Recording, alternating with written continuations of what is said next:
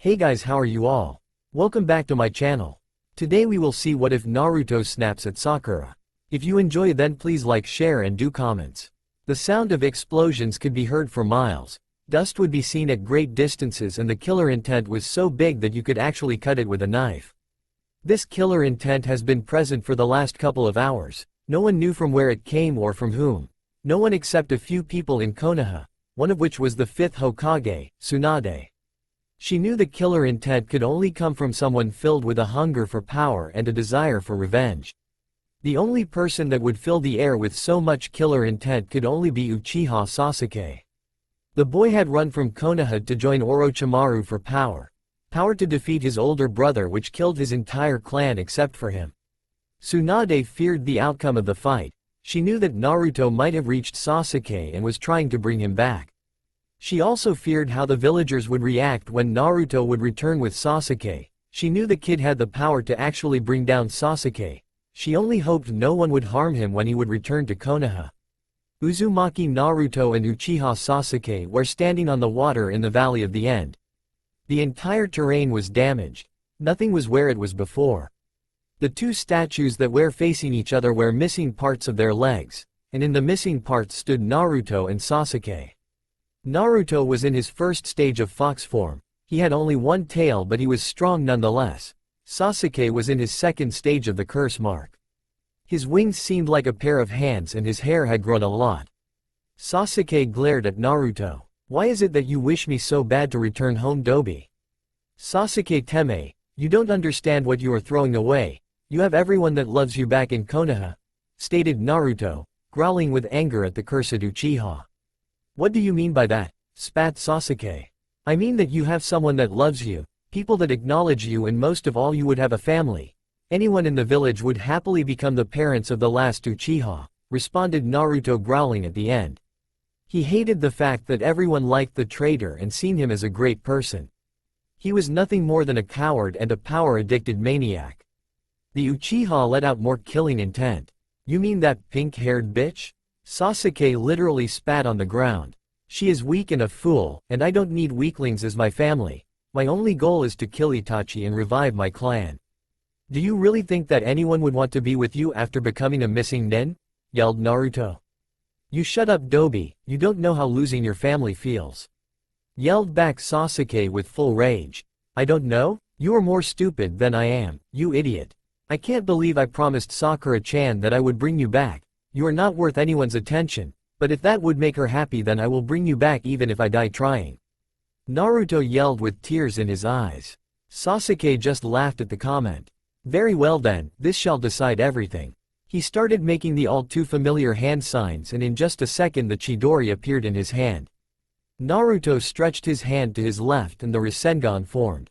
They both jumped in the air at the same time charging forward. They thrust the two attacks towards each other. The only difference was that Naruto was not aiming for the killing blow, but Sasuke was. Time stopped for a second. "Baka, go for the killing blow, or else you will die," the Kyuubi yelled in Naruto's mind. At that the boy smiled sadly inside himself. The fox was right. He aimed his attack for the killing blow. The two attacks met in air, both powerful, neither wishing to stop. A purple sphere formed around them encasing them inside. Sasuke tried to punch Naruto but the punch was parried and Naruto planted his fist in Sasuke's stomach as hard as he could. The sphere exploded throwing the boys away from each other. They both landed back from where they jumped with a loud thud. It was silent then, everything stopped, nothing moving. Then footsteps, a splash, footsteps again and then a voice. "I said I will bring you back, and so I will. I would have killed you if it wasn't Sakura-chan that wanted you back." Naruto's paw, approaching Konaha.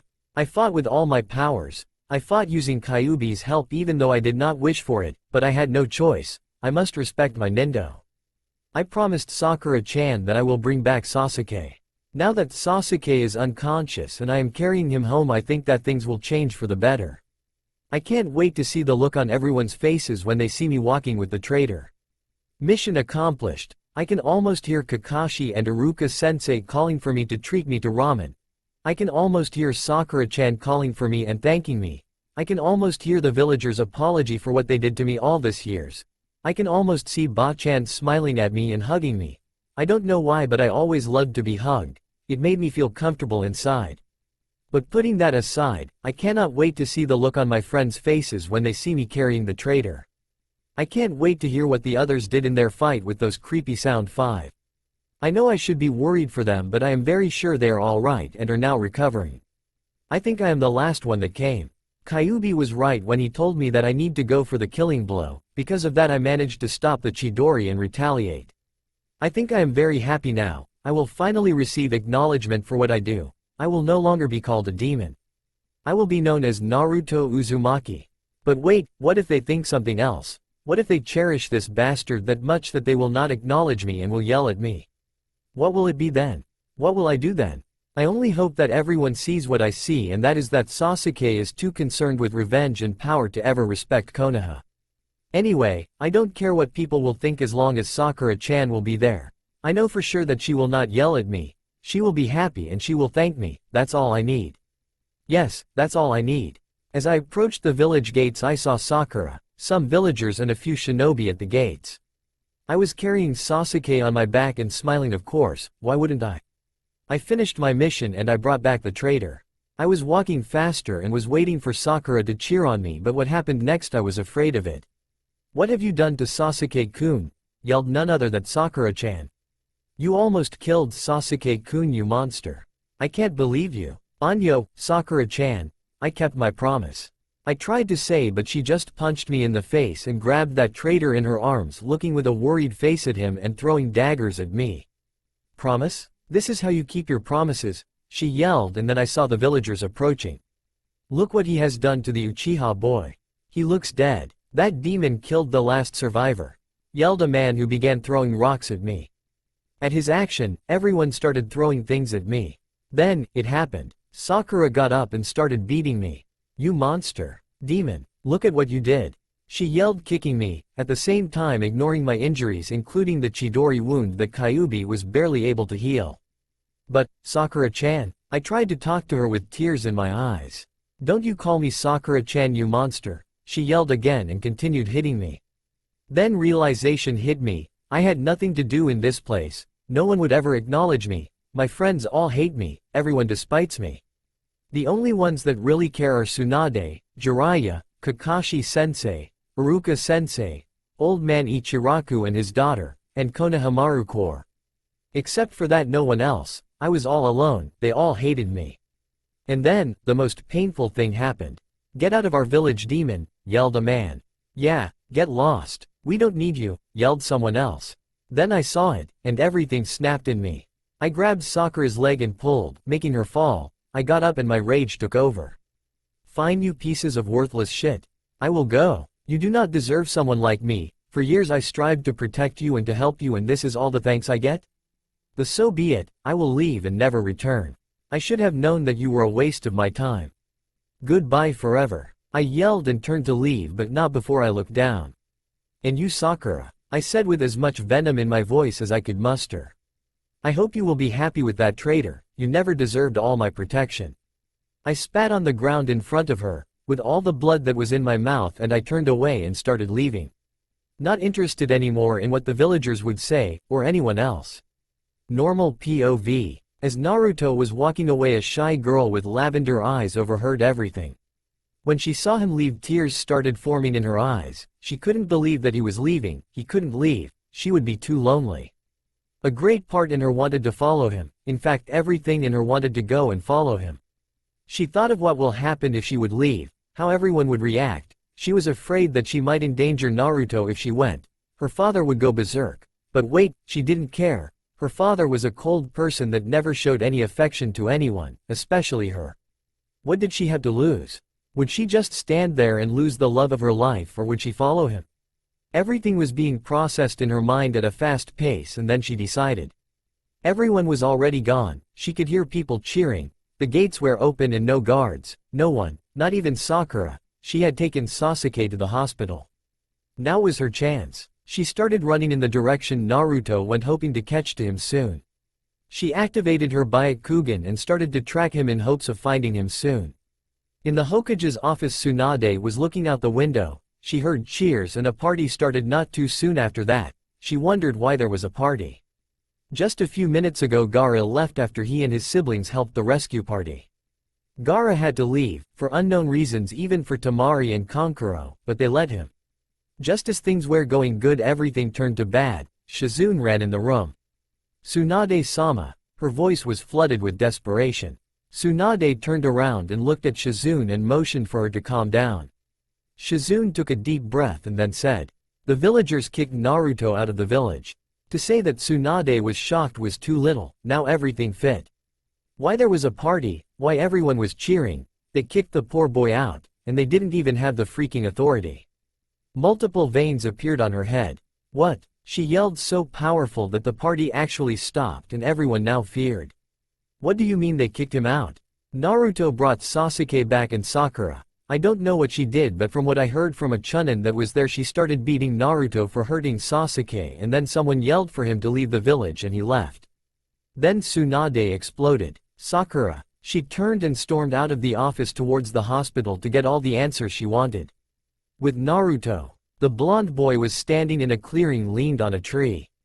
He was ripping his jacket to use it as bandages for his wounds. He was still shocked from what had happened and tears were still running down his face, though he didn't let out any sob. He was hoping that he was wrong when he assumed that they would do that, but even his hopes that Sakura would cheer on him faded the minute she called him a monster and a demon. He wiped away the tears. "I just knew this would happen," said a familiar voice in Naruto's head. "I still can't believe what happened. What am I going to do now?" asked Naruto concerned. "From what I see there is no ways you should return to that place, go to Suna. I bet that boy Gaara would be happy to take you in," responded Kyuubi, comforting Naruto and trying to make sure he would never return to Konaha again. Naruto thought of what the fox said for a second and then nodded. He would go to Suna and see Gaara. He was sure that he would accept him and there won't be any problems there. He smiled sadly and got up. Starting to walk away, he felt someone was near, or watching him. Did they already send hunter nins after me? He asked himself. "Hey, come out, show yourself," he said. He was getting ready to attack whoever came, but he stopped and was amazed to see who it was. The young girl with short, dark purple hair. "Hinata, Naruto-kun," she said as tears were running down her cheeks. Before Naruto could say anything, she ran towards him and jumped on him. She placed her head on his chest and started to cry. "I'm so sorry," she said while crying. Naruto just stood there shocked. Never in a million years would he have thought that Hinata would come and try to find him. He expected a teacher or an ANBU, but not Hinata. "What are you sorry for?" asked Naruto. You were kicked out of the village, and you didn't do anything wrong," she said while sobbing. "Yeah, I know, I hurt their precious Sasuke," spat Naruto. Hinata held him stronger in the embrace. "Naruto-kun, where will you go?" "Suna," responded Naruto. "I will try find Gaara. I'm sure people will be happy to have me there." Hinata raised her head and looked in the boy's eyes. She was lost in their grace. She blushed slightly and then blinked. "Naruto-kun, can I come with you?" she asked, stuttering. Naruto was shocked. Why did she want to go with him? Wasn't she afraid of him? He looked in her eyes to try and find an answer. He was amazed to see they were filled with concern and caring, almost. "Why is she looking at me with so much love?" he pondered. He tried to answer something but nothing came out, then finally something did. "But what about your family? Why come with me?" he finally asked. Hinata saw that now he was concerned for her. "I want to come with you. I am never accepted by father, and because I want to go with you because I feel safer with you. And because I love you," she thought to herself. Naruto was thinking, indeed she had a hard life in Konaha, but she was the heir to the Hyuga clan. She had duties to fulfill. He tried to convince her to return but she didn't want to. "But I will go on a dangerous trip. I don't care as long as I am with you," she said, blushing and burying her face in his chest. "But if something happens to you, please," she begged him, tears forming in her eyes. "I don't want to go back as well, please, I want to come with you," she said, and Naruto was amazed she didn't stutter not once. He smiled. Somehow he knew that if she came with him he would be happier. He hugged her tight. Hinata was speechless, and after a moment of silence he spoke again. "Alright Hinata-chan, you can come with me. I promise I will protect you on the way, and if you are coming with me I will teach you some jutsu." Wait a second, Hinata-chan? Well, I guess it sounds good. What the hell, I will call her with Chan from now on. I don't think she would mind. And as he expected, his didn't mind. He could feel her smile on his chest. Little did he know that she was even blushing at the same time.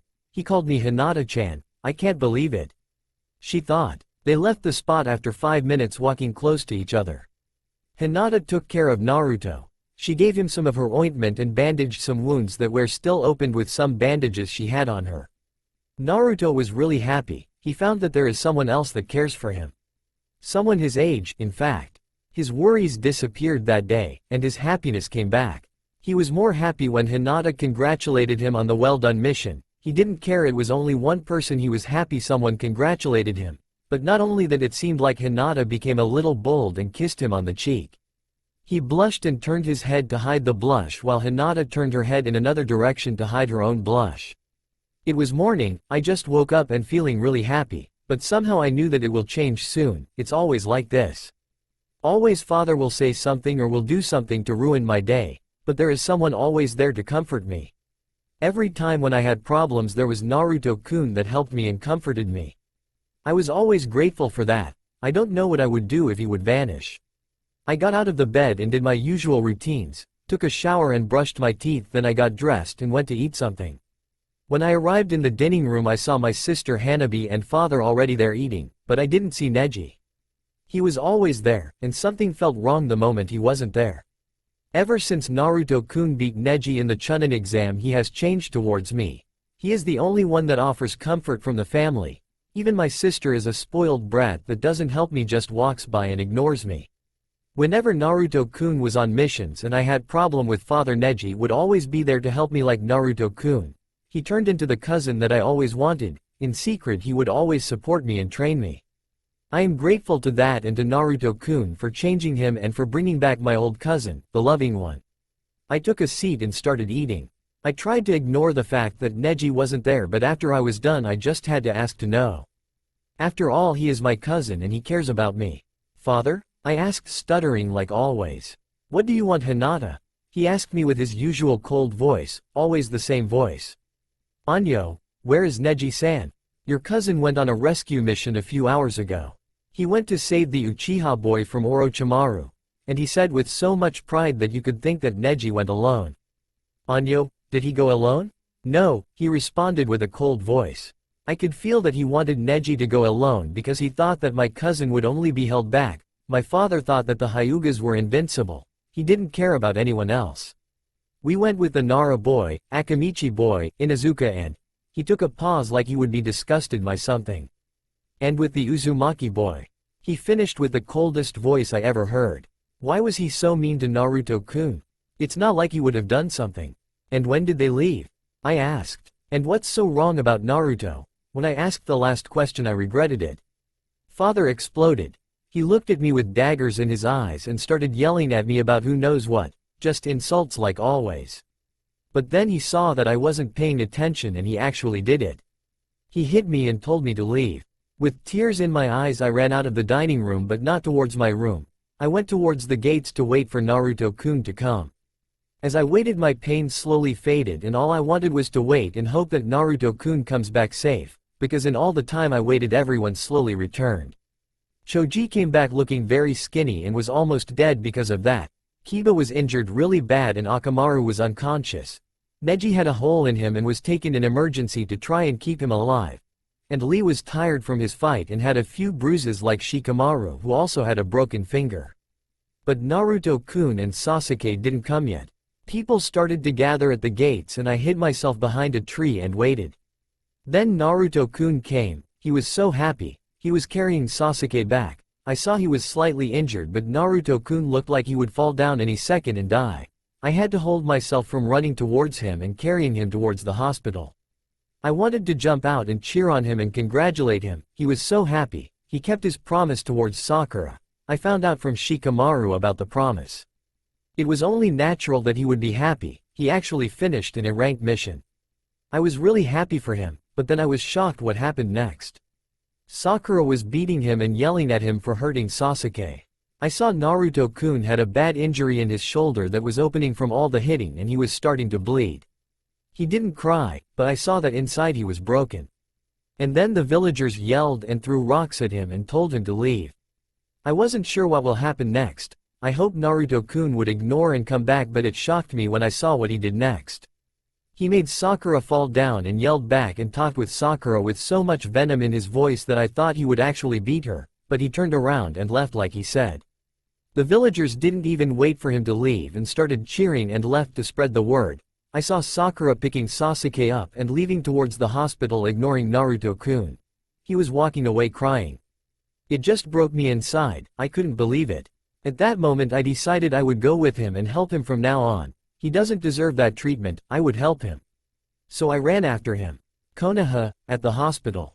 Normal POV. Tsunade was dashing through the halls of the hospital fuming. Her face was completely red of rage. Someone tried to get in her way to calm her down and she punched him so hard he flew through a wall. When she arrived in Sasuke's room, she saw Sakura there taking care of the boy. "Sakura!" yelled Tsunade from the door. The pink kunoichi turned around and greeted Tsunade. The Hokage then exploded when she saw that the girl was happy. She grabbed her from the collar and threw her towards the wall. "Hokage-sama," started Sakura, "what was that for? What did I do? What did you do?" asked Tsunade, and veins appeared on her head. "What did you do to my little brother? What did you do to Naruto?" "But Tsunade-sama, look at what he did to Sasuke-kun," she said, pointing at the boy on the bed. Tsunade looked at the traitor and raised her fist to try and hit him, but calmed down and threw her anger towards Sakura. "What did he do to him? He is injured bad and is unconscious." "Only that? Only that?" yelled Tsunade, fuming. "Did you at least look to see what injuries Naruto had? Did you? I will tell you, he had a freaking Chidori hole in his left shoulder and was injured 3 times more than this piece of shit," she said, pointing towards Sasuke. "And you dare hit him like that? You dare do something like that after all he has done for you in this shithole village?" yelled Tsunade. Of course you wouldn't think. Guards. 3 Anbu appeared. "You are to take this traitor to the prison wing of the hospital to recover, and you Sakura are to think of what you did." And Tsunade stormed out of the door. She slammed the door with so much force that the wall cracked and the door fell down and broke. The Anbu took Sasuke and disappeared. Sakura just stood there, nothing passing through her head, and then she heard a puff. She turned to see Kakashi looking angry. "I am really upset with you, Sakura, for the way you treated your comrade. You should be happy he kept his promise and brought back that traitor." Sakura tried to say something, but Kakashi continued ignoring her. "Do you know what the boy always wanted?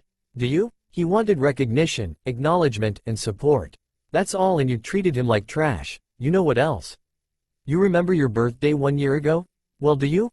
asked Kakashi, this time yelling, and she could have sworn that she saw tears forming in his free eye. "Yes," she stuttered. "Well, you don't, that's what I will tell you," he said, surprising Sakura. "I will tell you what happened to Naruto.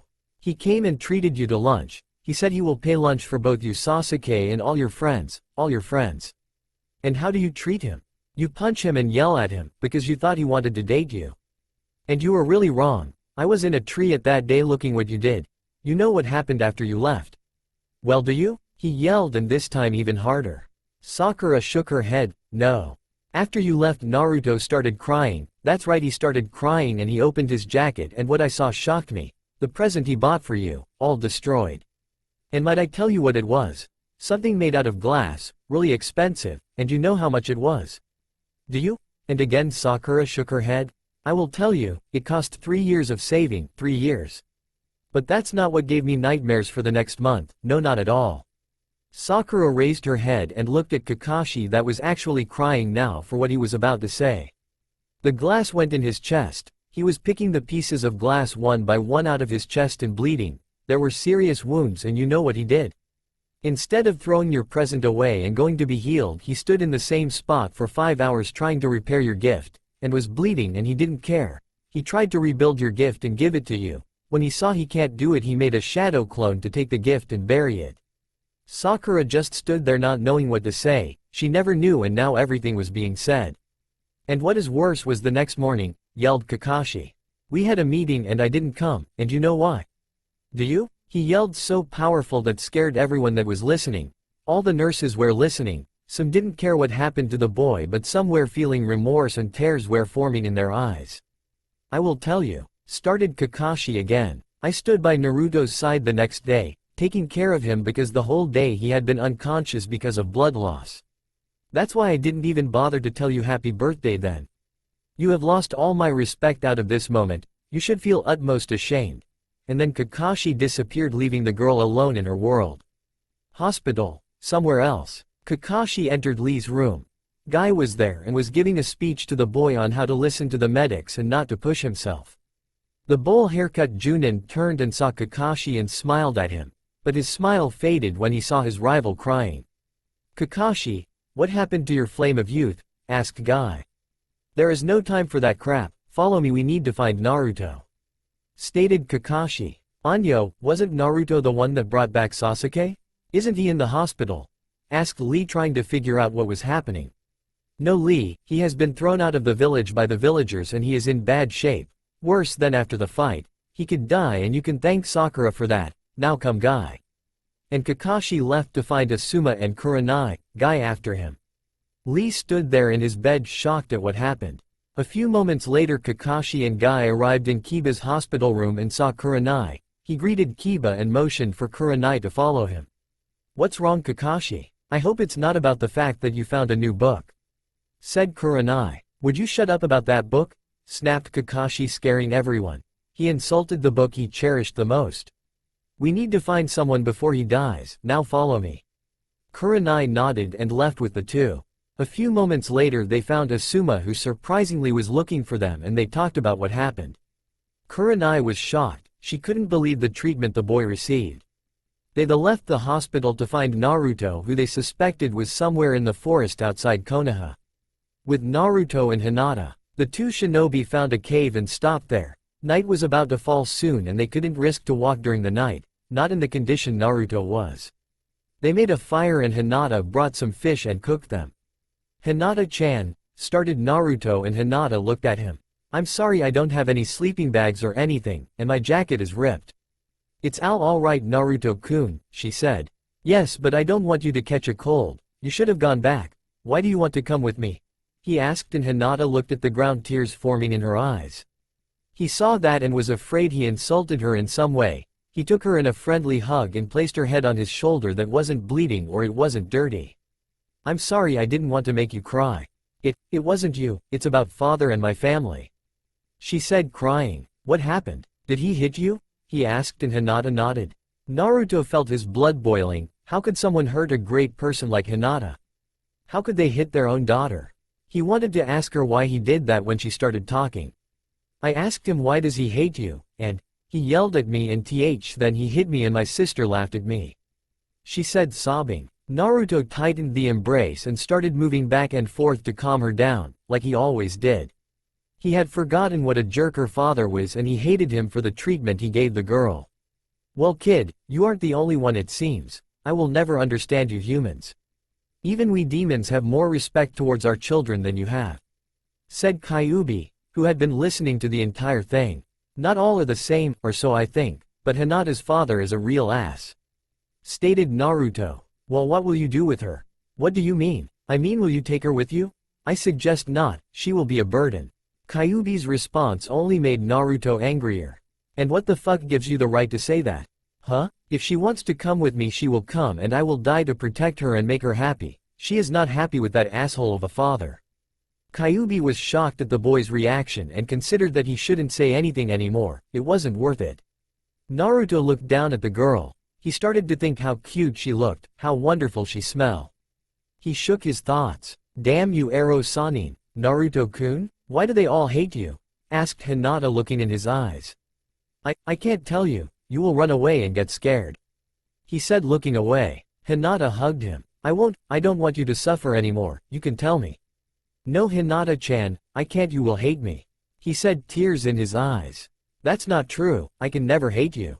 But, Hinata looked for a little courage in her heart and will all that she could master. She kissed him on the cheek, blushing madly. Please, I promise. Kid, my opinion is to tell her. This is how you find out who your true friends are, and besides it's best you tell her and not her finding out. Okay, but don't tell anyone please. Hinata nodded. Well, you know about Kyuubi and Yondaime? Hinata nodded once again. It's all a lie. A lie? she asked, not believing. Does this mean he is free? Naruto shook his head. No. He is not free. Yondaime could not kill the Kyuubi, so he sealed him away in a newborn baby. Hinata looked at his and then realized why they all hated Naruto. Why no one cared about him, why all that treatment. You are the container? Naruto nodded and got up. If you want to run now, I won't stop you, he said. He was sure she would leave scared away, but when he didn't hear any footsteps or anyone yelling at him, he took his heart in his throat and looked at Hinata.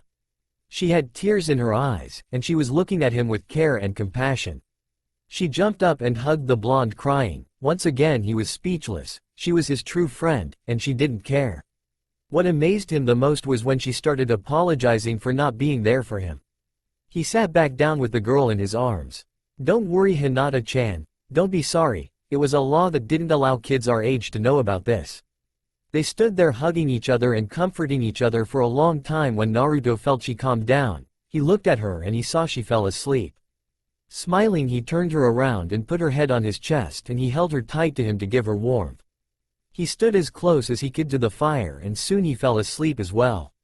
In Konaha, the party was roaring on the streets, people cheering and applauding.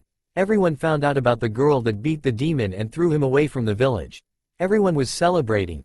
There were parties in most houses where most people were. But the party wouldn't last for long. At a random house where there were a lot of people partying about the departure of the demon boy, the door was blew open by a fist. The Hokage entered the room with Enbu behind her. Hokage-sama, said a villager. Come and party with us. The demon is finally gone. Wrong thing to say. Tsunade exploded. The Enbu behind her took a step back, and she extended her arm and grabbed the man and threw him through the wall. This party is over. Who gave you the authority? WHO? You pieces of worthless scum. Arrest them all. And then Enbu jumped and started arresting everyone present. The raids took about 2 hours, and then everything was calm again, but a mob was formed and yelling why was the Hokage ruining their parties and arresting them. They arrived at the Hokage tower and Tsunade was on top looking over them. She let out all her killing intent. It was silence after that. Everyone was shivering, even her guards. I can't believe I became Hokage for these pieces of scum. I can't believe Yondaime sacrificed himself for all of you. You want to know who brought me and convinced me to become Hokage? It was Jiraiya-sama, the Toad Sannin, said a villager. Wrong, yelled Tsunade, scaring everyone. It was the one you called Demon Boy. Jiraiya only came with him to teach him a thing or two, but he alone brought me back and convinced me to become Hokage. I became Hokage for him. And for him alone. Right now I should resign. He is a hero to this village. He held such a burden for 13 years. He kept you safe for 13 years. At any time he could have left the demon out to kill you all, but no, he didn't. He protected you all like a true Hokage. And you treated him like this? You should be ashamed. He is the hero you don't deserve. You know what else? Sarutobi should have named Orochimaru the 4th Hokage, and Yondaime should have taken his son and formed a new village somewhere else. His effort to protect you was in vain. And with that, Tsunade left, leaving unanswered questions such as who was the Yondaime's son. In her office, Tsunade was trying to calm herself down. Nothing was going the way she wanted. Kakashi and his team left a few hours ago and still no word from them. She sent some Anbu as well, still no answer, and to make it worse, Hiyashi just arrived in her office. What do you want, Hiyashi? I am here to tell you that Hinata is missing. She disappeared this morning, he said coolly. Maybe she followed Naruto, but that means she knows about Kyuubi and doesn't care, or who knows. And what do you want?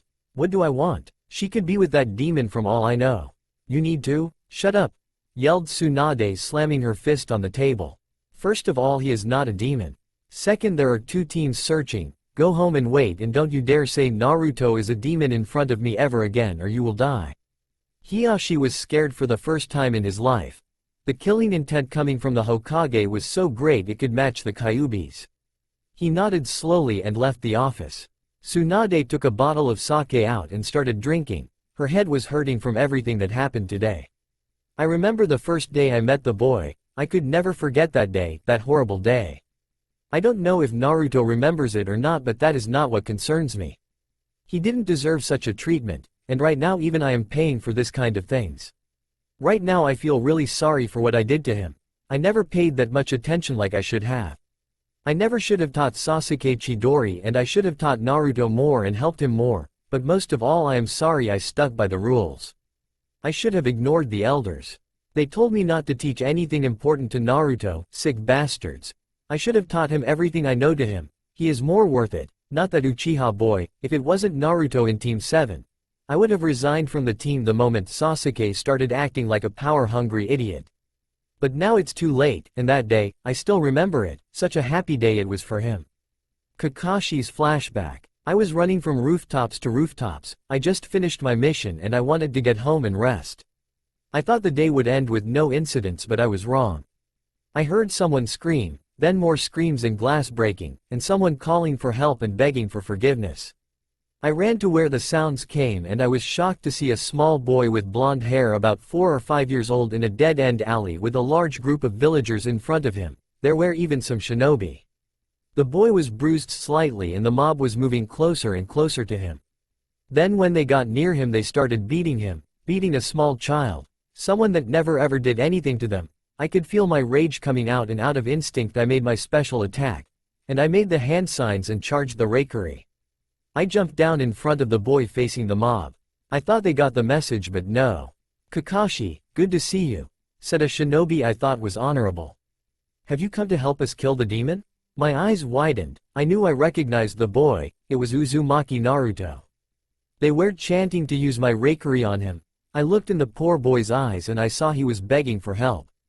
I turned around and stuck my Chidori in the shinobi that greeted me, completely destroying his arm.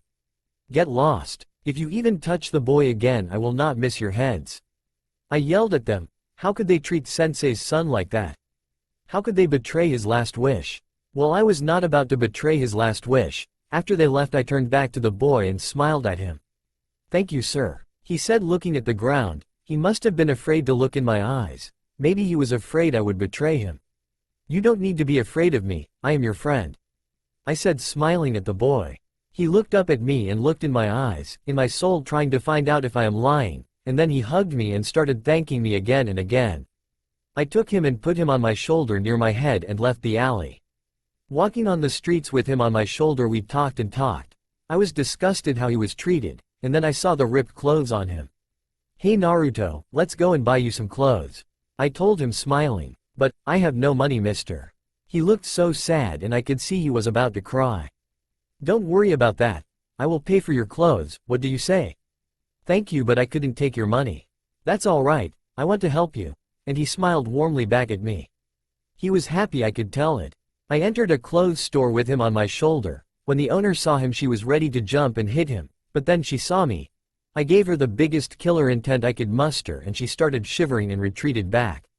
After about half an hour of looking for cloths for him he chose a black t-shirt with a fox head on the front, and an orange outfit. I tried to tell him that orange would make him divisible, but he wanted it, so I didn't argue. I bought him some socks and underwear and about 6 more of the orange outfits. I took him back to his home. Since he was kicked out of the orphanage, Sandane gave him an apartment to live in.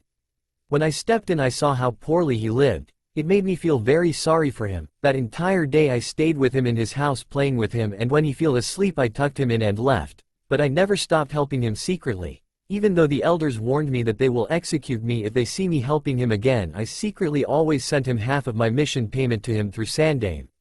End flashback. Everyone in that village treats him like a demon, but he is not. They can't see past their fears to understand that he is not the demon but the jailer. They are empty-headed. And the elders should have helped him and not ignored him, and now, they kicked him out. I can almost see his father charging the Rasengan in his hand to obliterate every villager he comes across. I could almost feel his anger at how they treated him. I swear that somehow I will personally make those responsible pay, even if it costs me my life and my dignity. Normal POV. Kakashi's team was running through the forest trying to find Naruto, but so far with no luck. They saw parts of his jacket on the ground that looked like they were ripped. They didn't even camp last night. All night they searched, and not it's morning again and they are still searching. "Kakashi, do you have a plan?" asked Asuma. "I got nothing. We might be running in circles. We haven't seen a sign of the boy since we found that blood trail about 5 hours ago," said Kurenai. "Could it be that he doesn't want to be found?" asked Asuma, inspecting the ground. "I have no idea, but what if he died?" asked Kurenai. It's impossible. Naruto's flame of youth cannot be extinguished that easy. For once you made a good point, Guy. Yosh, thank you Kakashi, my rival. Alright, stop it, we need to move again, he might have camped out for the night. Said Asuma looking around. There are some caves not far from here. You think he might be in one of them? Asked Kakashi. I am sure that he might have hid there. Should we check? Asked Kurenai. Yes, let's go my youthful comrades. Yelled Guy, starting to run towards the caves, the rest behind him. With Naruto and Hinata. Naruto was looking around smelling the fresh air. He looked down at the girl that was still sleeping in his arms. He smiled softly. She looks so beautiful. Wait, did I just say that? Well, she does look beautiful. Maybe I was so obsessed about that pinky that I didn't see what was in front of me. For the first time in your life you are right with something, congratulations. And Naruto heard someone clapping in his head. Oh, shut up Baka Fox. Hey, don't offend me. I am working hard here to heal you, so shut your trap, yelled an enraged Kyuubi. Naruto just ignored and stopped talking to the fox. He looked down at Hinata and saw she was slowly opening her eyes. She looked up and saw she was in Naruto's arms. She blushed furiously and jumped out before fainting. She started looking at the ground in embarrassment and started poking her index fingers like she always does when she is near Naruto. I wonder why she is blushing. Good morning Hinata, did you sleep well? Asked Naruto smiling warmly. Hinata nodded. Hi Naruto-kun, I hope I didn't scare you, but you fell asleep last night and it was cold and I thought I should keep you close so you won't catch a cold. No, not at all, thank you, said Hinata blushing more. I can't believe I slept all night in Naruto-kun's arms. Why can't I tell him? Why can't I find the courage to tell him? Well Hinata-chan, if it's alright with you we should go. We need to move more and reach Suna fast. Said Naruto, and Hinata nodded and followed him. They exited the cave just as 4 Anbu appeared. Uzumaki Naruto, we are here to take you back, said one with an eagle mask. Forget about that. Let's kill the demon here and now. I don't agree with bringing him back. Spat one wearing a beaver mask. But the Hokage said to, started the one with the eagle mask. Forget about that. Don't you want revenge for what the demon did to your family 13 years ago? Asked the beaver-masked Anbu, taking his katana out. Naruto went in front of Hinata and whispered to her. Go inside and stay there. I suggest you cover your eyes because I will let someone else take care of them. Who are you going to let? She asked. Please don't hate me. I promise he has no control over me. Now go. His appearance then started to change. His teeth grew. His whiskers became more visible. His nails grew resembling claws and his blue eyes were replaced with red slit eyes, similar to a fox's. He growled at the Anbu. So the demon shows his true form, eh? What about the Hyuga girl? Asked a bear-masked Anbu. She is with the demon, she must be a traitor, kill her too. Said the beaver-masked Anbu. Naruto snapped. Don't you dare touch Hinata-chan. And what will you do? Asked the eagle-masked Anbu. The beaver-masked Anbu laughed, but his laughter soon stopped when he heard a comrade yelling. He looked around and saw the eagle-masked Anbu on the ground in a pool of blood, missing his head. He looked at Naruto that was holding his comrade's head and then he threw the head towards him, making him sick. You monster! I'll kill you! The beaver-masked Anbu yelled, charging Naruto with his katana raised. He let it drop on Naruto, who disappeared in a puff of smoke, and then he was surrounded by about 10. They all charged at the same time. The Anbu managed to kill then, but then he felt something cold at his throat. He looked behind him and saw Naruto. Goodbye, was the last thing he heard. Naruto cut his throat and he fell on the ground. The other 2 Anbu were now boiling in anger. The bear-masked one and the tiger-masked one charged Naruto. The bear-masked Anbu made a series of hand signs and created 2 clones, while the tiger-masked Anbu made his own set of hand signs and blew 3 fireballs out of his mouth. Naruto dodged the fireballs and charged the clones, finishing them off in just a few seconds. He then charged the bear-masked Anbu and started landing punches and kicks on him. They were so fast the Anbu could not parry. After being hit with a large series of punches and kicks, he felt something cold. He looked and saw he was stabbed with a kunai. Naruto yelled and started stabbing the Anbu with the kunai so fast he could not react. After being finally stabbed in the head, he fell on the ground, dead. The last Anbu started to shiver in fear. Naruto turned and looked at him. The Anbu wanted to move, but he was too scared. He couldn't believe someone like that boy managed to kill his comrades so fast and with no remorse. He saw Naruto charging the Rasengan, his eyes widened in fear. He tried again to move but nothing happened, he was too afraid. Naruto was now in front of him, he grinned. Send my regards to Zabuza, tell him I sent him 4 Anbu to play with, burn in hell. He slammed the Rasengan in his chest. It went through his chest and then in the middle exploded, obliterating the body and creating a bloodbath. Naruto turned back to normal and went where Hinata was. She opened her eyes and saw what Naruto did, and she closed them again, not wanting to see. But she could smell the blood. I hope you are not mad at me or afraid of me. I am sorry, but I had to do that, said Naruto. I am not afraid, and I am not mad. They deserved it, she said, hugging the boy. Keep your eyes closed, I don't want you to see the scene. I will lead the way, alright? Hi. Naruto took Hinata's hand and she blushed. They started leaving but Naruto stopped. He took a piece of paper out and a pen from one of the Anbu and wrote something and stuck it on one of the Anbu faces. He took her hand again and started moving. After about 5 minutes Naruto told Hinata to open her eyes and he let go of her hand. Even tough Hinata didn't want him to ever let go of her hand. What will we do now? They must consider us missing-nin. There is a village close by. He made a hand sign and transformed into himself, but with his cloths not torn and looking like he doesn't have any injury. I will keep this henge till we buy something to hide us. I don't want to fight anymore. Hinata nodded. Anyo, shouldn't we take off our headbands? Shouldn't I make a henge? Asked Hinata. No, the headbands can stay for now, and you don't need to use a henge. Just follow my lead and it will be alright, okay? Hinata nodded again, smiling. Kakashi's group, 1 hour later. Kakashi's group were standing in front of the massacre, blood everywhere. An Anbu missing his head, one stabbed like mad. One had his throat cut and another was spilled everywhere, his organs strewn haphazardly around. From the looks of it, the battle happened an hour ago, said Kakashi, examining the least mutilated of the corpses. Do you think Naruto did this? Asked Kurenai. He did this, sighed Kakashi. But I wonder why. Asuma then looked at the face of an Anbu and saw the message. He took it and motioned to everyone to listen. Dear Tsunade, I will tell you this, I have nothing against you, and I know you sent these Anbu to bring me back, but they wanted to kill me. I would have let them, my life sucks anyway, but they then wanted to kill Hinata, so I let Kyuubi take care of them, and I have a warning. If anyone else comes and tries to hurt Hinata, I will kill him. Also, she doesn't want to go back. You can thank her stupid father that beats her constantly. She wants to come with me and I have agreed. We are now moving somewhere safe. Leave us alone and don't try to follow us. Send my regards to everyone in Konaha, except Sakura and Sasuke. Tell old man Ichiraku I am sorry for what happened. Also tell Neji that Hinata will be safe with me. I vowed to keep her safe and make her happy. Yours truly, Uzumaki Naruto. Wait, that means that Hinata is missing and she is with Naruto, said Kurenai.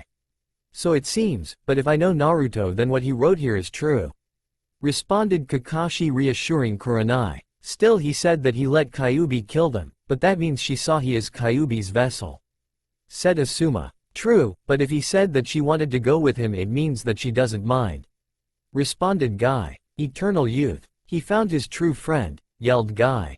Guy, calm down, we need to find them now, and Kakashi summoned Pakun. What the hell happened here? Asked the dog. Pakun, this is Naruto's doing, he did it in self-defense. We need to find him. If other Anbu are on his trail that want to kill him, we need to get to him and help him, responded Kakashi. But Kakashi, do you think he will come home? Asked Kurenai. Not sure, but we need to try, right? Asked Kakashi, giving Pakun a piece of cloth for him to sniff. Alright, I got the scent, follow me. And everyone left following Kakashi's summon. Kurenai's POV. In all my time I was never that attached to the boy. Sure, he was the container, but I had no problem with that. In my eyes he was Kakashi's student, therefore another shinobi of Konaha. As for Hinata, she always saw something else in the boy. It seems like she knows more about him just by looking at him. I always wondered why she loves him. She doesn't tell me, but I think I figured it out. He never gives up and works hard to see his dreams come true. Maybe that is why she loves the boy so much. I could have sworn in all my years that whenever she looked at him she would have been ready to give herself to him just to make him happy. He is too dense to see it, but I know that somewhere deep inside he knows how Hinata feels, but of course, he might try to ignore it because he is afraid of what he has inside of him. He was such a cute boy, hyperactive, but he always hid his sadness through his smile. Just like everyone that now is looking for him have helped him in his childhood, in secret, those bastard elders. I always hated them. They are so stupid. The Yondaime must be pissed off of what they did to the poor child. Kurenai's flashback. It was a normal day. I was walking in the park thinking of what to do that day, and I had the day off. As I was passing through the park, I saw a blonde boy with a black t-shirt with a fox head on the chest. It was Naruto Uzumaki, the jailer of Kyubi. He looked like he was crying. I started cursing the villagers for he could only cry because of that. I sat down near the boy, startling him. "Don't worry, Naruto. I'm not here to hurt you. Why are you crying?" I asked him with a sweet voice.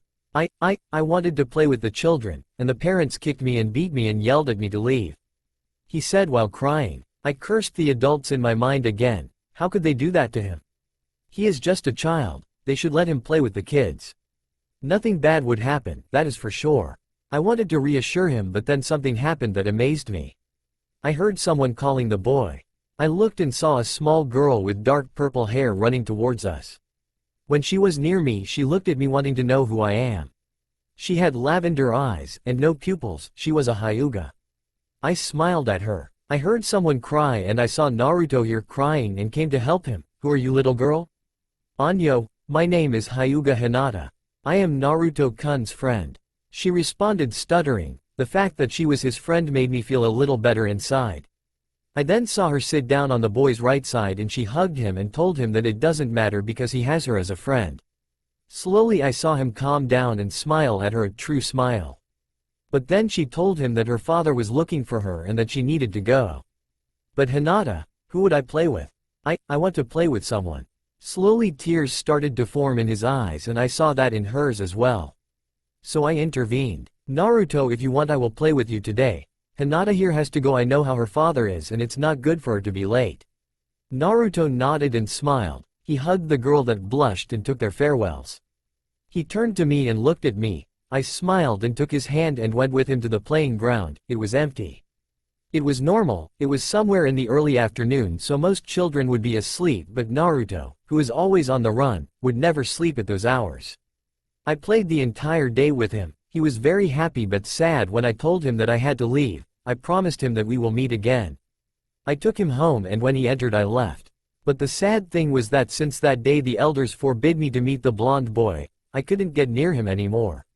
Sick bastards, I could see how he started to miss me, becoming sadder and sadder. He played with Hinata as much as he could, but after she left he would turn sad again. From the shadows I would always keep Hiyashi busy so Hinata could play more with the boy, but only as much as I could. I hope that somehow I helped the boy be happier, and I hope that in a way I respected Yondaime's last wish. End flashback. They have known each other from that day. Poor kid. I feel sorry for the way he was treated. He didn't deserve that treatment, or this one. With Naruto and Hinata. Normal POV. Naruto and Hinata entered a small town. They walked at the closest shop and the shopkeeper greeted them warmly. "How can I help you too?" she asked.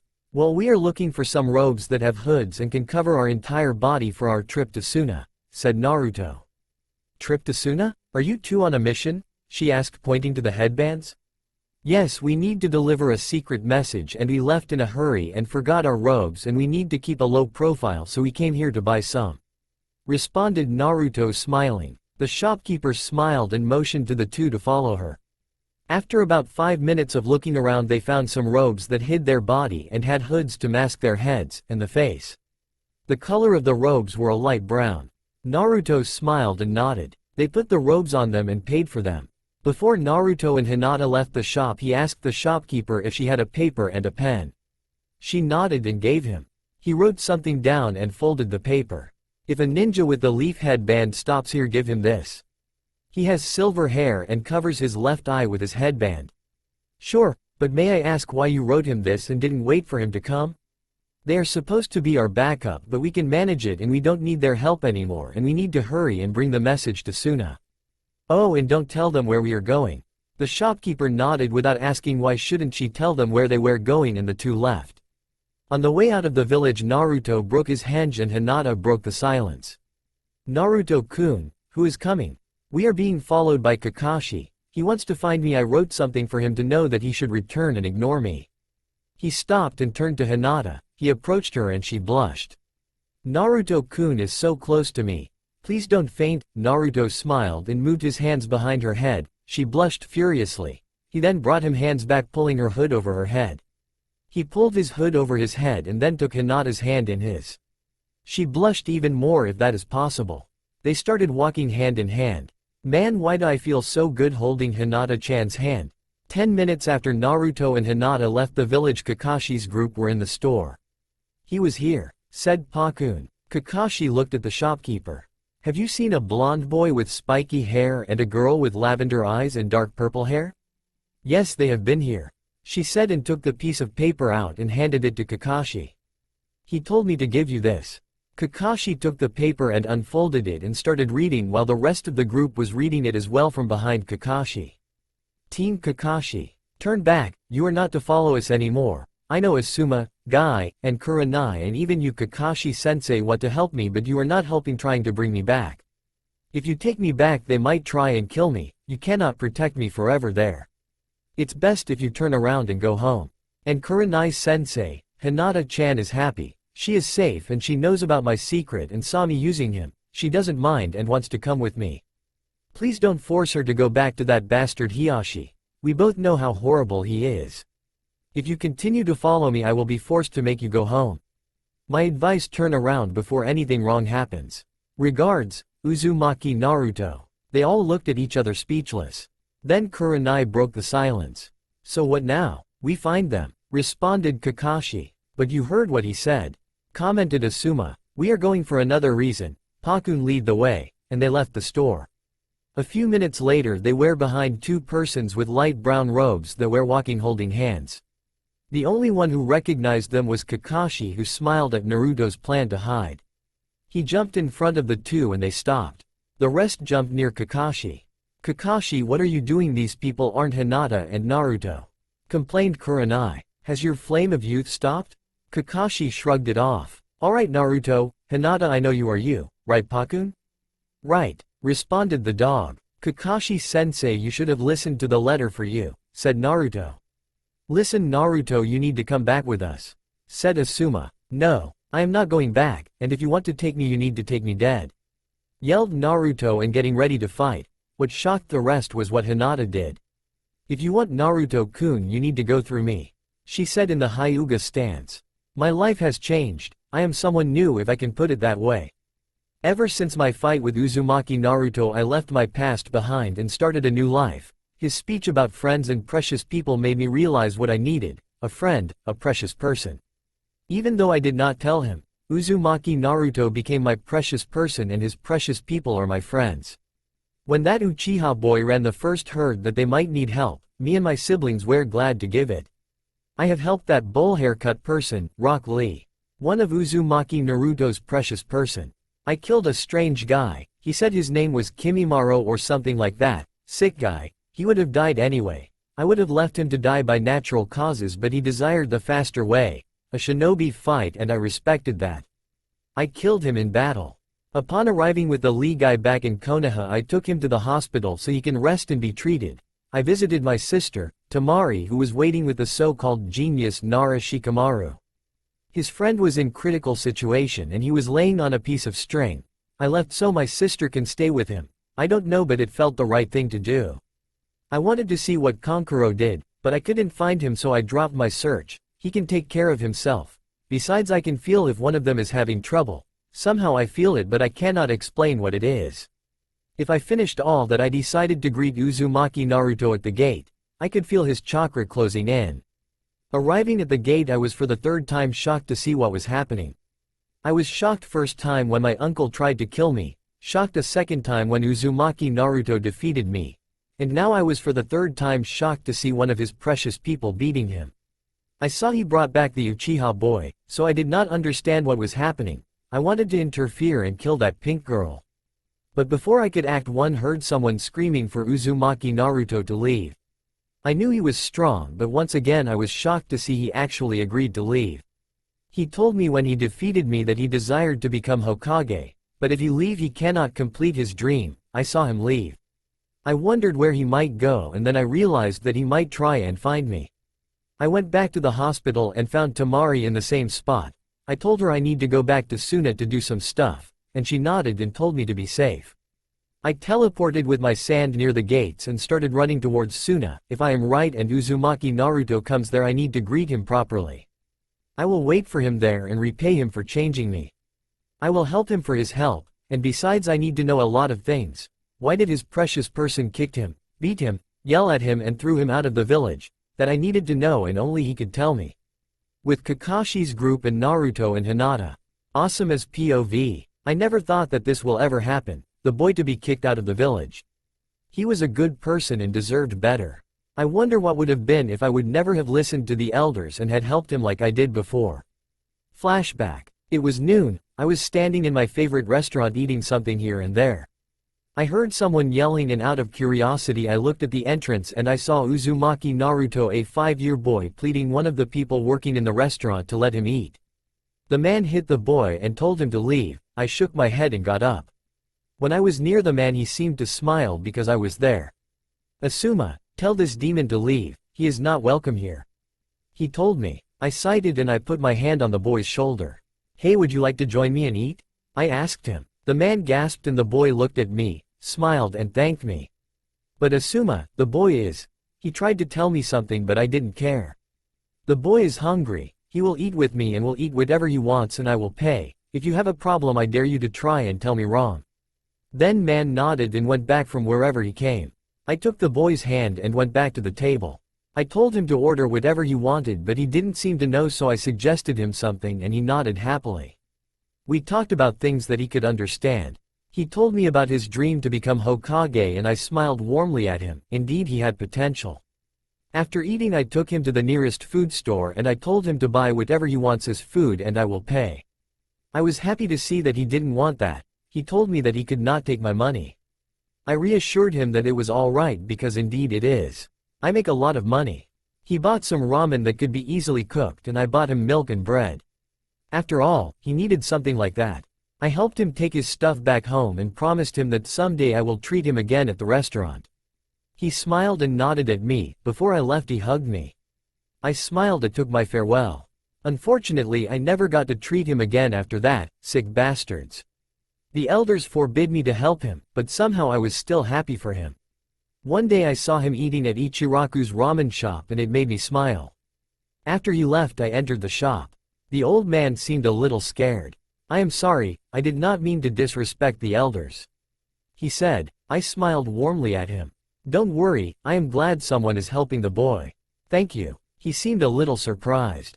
Do you know Naruto? Yes, I treated him to a restaurant one day, but since then the elders forbid me to help him. Bastards, I promised him I would treat him again but no I can't. The old man nodded in understanding.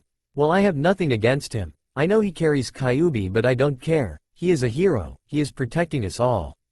I nodded. Listen, if sometimes he doesn't have money to eat give him food for free and send me the bill, I will pay for him. Are you sure? He eats about 20 bowls. Yes, at least I could help him from the shadows. I smiled and the old man nodded. He agreed. It wasn't always that he forgot his money, but whenever he forgot them he ate for free and I paid for him, at least I somehow helped him.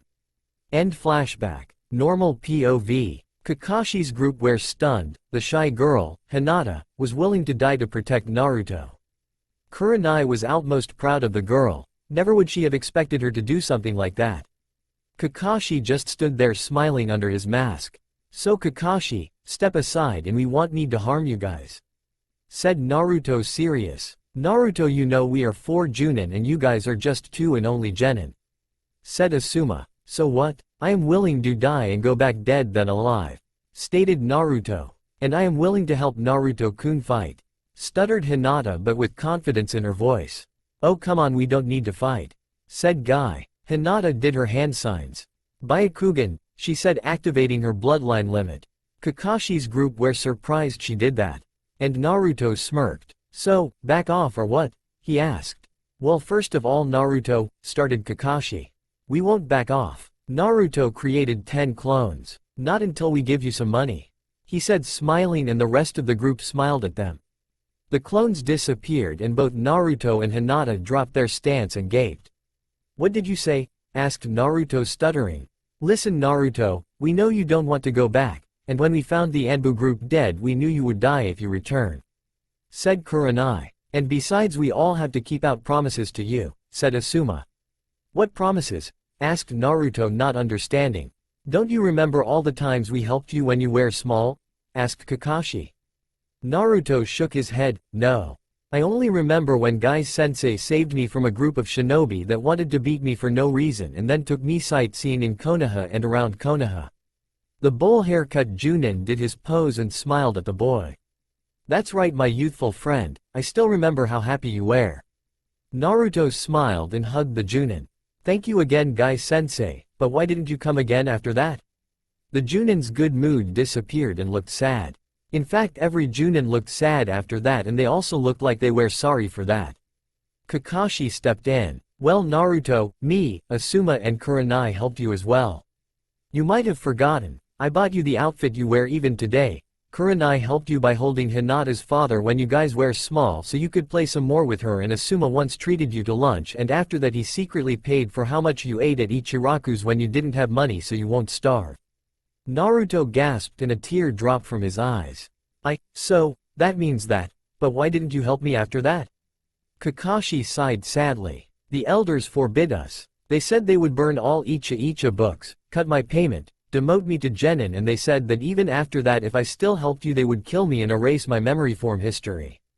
They told me that they would arrest me, throw me in jail and let me rot there for up to 5 years and then throw me out of the village," said Kurenai. "They told me they will cut my payment, ban me from all restaurants, never let me have a genin team, hurt and terrorize my relatives and finally they would do something bad to me but they didn't say what," said Asuma. "They told me they would cut my hair and make me bald, cut my eyebrows, take out all my teeth, torture me for some time, hang me by the arms on the Hokage monument for about 4 months and then they said they would do something bad to me as well," finished Guy. Naruto just looked at the ground cursing the elders. He also had to hold a little laughter when Guy said about the hair, teeth and eyebrows. But he was furious nonetheless. Hinata was shocked also and speechless. She knew her father was in the Elder Council as well. What she heard now made her hate her father even more. "I don't know what to say," said Naruto. "Let us fill that Naruto," said Kurenai. "Bastards, idiots," yelled Asuma. "Scum bags," yelled Kakashi. "Youth killers," yelled Guy. "They should keep away from my style." Teen Kakashi sweat drop, except for Guy of course. Hinata giggled, and Naruto laughed. "So Kakashi what do you want to give us?" "Oh yeah we need to do this fast, you have hunter nins on your tail," said Asuma. "What?" asked Hinata scared. "The elders sent them, because now they can kill you Naruto. We hope they didn't make you a missing nin yet," said Kakashi. "Those sick bastards," yelled Naruto furiously. Now Naruto," said Kurenai and took out 2 small bags. "Here you both take this." Naruto and Hinata each took the bag and looked at them questionable. "You have money there, about 100,000 ryo each," said Kakashi smiling. I don't know how much ryo is in dollars. Let's say 50 ryo is approximately $10. "Thank you," said Naruto with tears in his eyes and hugged each Junin. They smiled happily. Kurenai went near Hinata and hugged her. She was like a mother to the girl. "You take care of the boy all right?" she said to the shy girl. "Hi sensei," smiled Hinata. "And remember to tell him, you can't lose him to another girl now can you?" said Kurenai giggling when Hinata blushed. "Hi, I will sensei." "Alright you must go, we will handle the hunter nins," said Guy. Naruto nodded and took Hinata's hand making her blush again and started running with her near him. "So what now?" asked Asuma. "They are approaching fast, they should be here in a minute or 2. Said Pakun. "Right, any plan?" asked Kurenai. Kakashi nodded and told them the plan. After a few minutes later in the spot where Kakashi's team was stood Naruto and Hinata talking. 5 hunter nin appeared surrounding them. "Uzumaki Naruto you are under arrest. Come peacefully, or make us happy and let us kill you demon," said one hunter nin. Naruto laughed. "What is so funny brat?" asked another hunter nin. "You," said Naruto that changed back to Kakashi. Hinata disappeared in a puff of smoke and was replaced with Kurenai. Guy and Asuma jumped from the hiding spot each behind one hunter nin. What is the meaning of this, Kakashi? Asked a hunter nin. We are helping the one you call demon, because the only demons we see here are you and the elders with the villagers. Responded the silver-haired Junin. Treason, yelled a hunter nin. Kill them all, yelled another. Guy and Asuma immediately jumped and grabbed the hunter nins that they were behind. Kurenai caught another one in a genjutsu and attacked another. Kakashi charged his Chidori. I told you a few years ago, if you touch the boy my Chidori won't miss your heads. I intend to keep what I said. He trusted the Chidori in the hunter nin's head, killing him instantly. He then jumped where the one trapped in the genjutsu was and hit him with his kunai in his head. Asuma was using his knuckled busters. He was having fun ripping the hunter nin's face. After hitting him and skinning his face, he decided he had enough. Kakashi appeared with another Chidori and hit the nin in the head like the first one. Guy was beating the hunter nin didn't have any chance. He dropped on the group after Guy punched him 500 times and kicked him 1000 times. Kurenai used a jutsu and roots appeared from the group, immobilizing her target. Once again Kakashi appeared with his Chidori and trusted it in his head, killing him. These guys were weak, said Kurenai. They were only chunin it seemed. Said Asuma. My first one was a Junin, but he was scared when he saw my Chidori and didn't have time to react. Said Kakashi. What do we do with the bodies? Asked Guy. We will bury them and go home. We pretend we didn't meet them and tell everyone that Naruto tricked us and escaped us. We lost his trail. Everyone agreed with Asuma. Kurenai looked in the direction where the two went. Take care of her, Naruto, and try to see what she wants to tell you, don't be dense. Konaha, Hokage's office, 5 hours later. What? Yelled Tsunade. Yes, Tsunade-sama. The elders sent hunter nins to kill Naruto-san, said Shizune. Tsunade was fuming. Those bastards, she yelled, and the walls trembled dangerously. Tsunade-sama, calm down. If I know Kakashi, he already found Naruto and I am sure he didn't let anything happen to him. Said Shizune. That's right, said Kakashi, appearing in a puff of smoke followed by the rest of the team. So what happened? Where is my brother? Asked Tsunade. Well, said Kakashi. It was like this, Hokage-sama, said Asuma. We found the Anbu team you sent. And? She asked, losing her patience. Well, they were dead. Tsunade raised an eyebrow. Kurenai gave her Naruto's letter and she read it. When she finished, she hit the wall behind her, breaking it. What? Yes, they tried to kill him and Hinata, said Guy. Well, I hope you let their bodies there to rot. The group nodded. Then where is Naruto and what about the hunter nins? Well, started again Kakashi. The hunter nins are dead. We buried their bodies and helped Naruto escape with Hinata, said Kurenai. Wait, you helped Naruto escape? Asked Tsunade. Yes, Naruto said he would only return dead and Hinata said she won't let us take him only if we kill her, and Naruto said he would fight us. Said Guy. So he doesn't want to return, and where did he go then? Asked Tsunade. I don't know where he went. Lied Kakashi. Tsunade let out a killer intent. Kakashi, this is my little brother. I need to know, now tell me. Kakashi was sweating. Alright, said Tsunade, calming down a little. Then, I guess he will be safe there, and Hinata is with him? Yes, he told her about Kyuubi and she still wanted to go with him. Responded Asuma. Tsunade smiled. Good, anyway we will go to Suna in a few days so I can talk to Naruto, but I will need the rookie 9 to come with me. Team Kakashi nodded. Also we gave him 100,000 ryo to each of them. Said Kakashi, and Tsunade smiled warmly. At least some of the shinobi respect Naruto. With Naruto and Hinata, the two walked in silence for the last 6 hours. They didn't know what to say, and didn't have to say anything. Each one was trapped in his own mind thinking. Hinata, when she was thinking, she would hold his hand tighter without realizing, but Naruto realized that. He thought that she was feeling sorrier for what happened to him and was angry at the same time for what everyone did to him. He was happy he found his true friend. However, after thinking of what happened with the Junin and the discussion he started to think why he was feeling so good holding Hinata's hand and why he was feeling so good near her. The feeling was different than when walking with a friend. He felt something more powerful, but he didn't understand what it was. Kyuubi was laughing in his mind at him for how dense he is. Kyuubi realized that the blonde boy developed feelings for the girl, but he didn't realize, and every time he would ask himself the same question over and over again, Kyuubi would laugh harder. so hard that he thought the boy was killing him on purpose. Naruto broke his thoughts when he saw they reached the border. He smiled and jumped up and down. "Where reached the border, we are free," he yelled and started hugging the girl. Hinata was blushing furiously and prayed not to faint. She was happy for Naruto and also happy he can't see her blush because the hood covered her head. "Alright," yelled Naruto again. He took his hood down and untied his headband and put it in a pocket. Hinata did the same with hers. He put his hood back on his head and took Hinata's hand again. "We need to walk a little more and we are in Suna. You will like Gaara," said Naruto, smiling at Hinata. "Hi Naruto-kun," she said, smiling back. They looked behind one last time, remembering everything one last time. They smiled and crossed the border. They were now nearing Suna. Another day has passed in Konaha and it wasn't really pleasant for most people. For one person in particular, it was living hell. Ever since the Rookie 9 found out about Naruto being kicked out of the village, Sakura realized how stupid she was. Starting from being ignored and then yelling and making threats, they made the girl lock herself in her house just to not be yelled at. But even though all that, Neji, Kiba, Lee and Choji were all still in the hospital and they were a little sad they couldn't give her a piece of their mind as well. Even Lee was upset for what she did and was now ignoring the fact that she visited and brought him flowers. He would pretend to sleep every time and wake up after she left. He didn't want to talk anymore.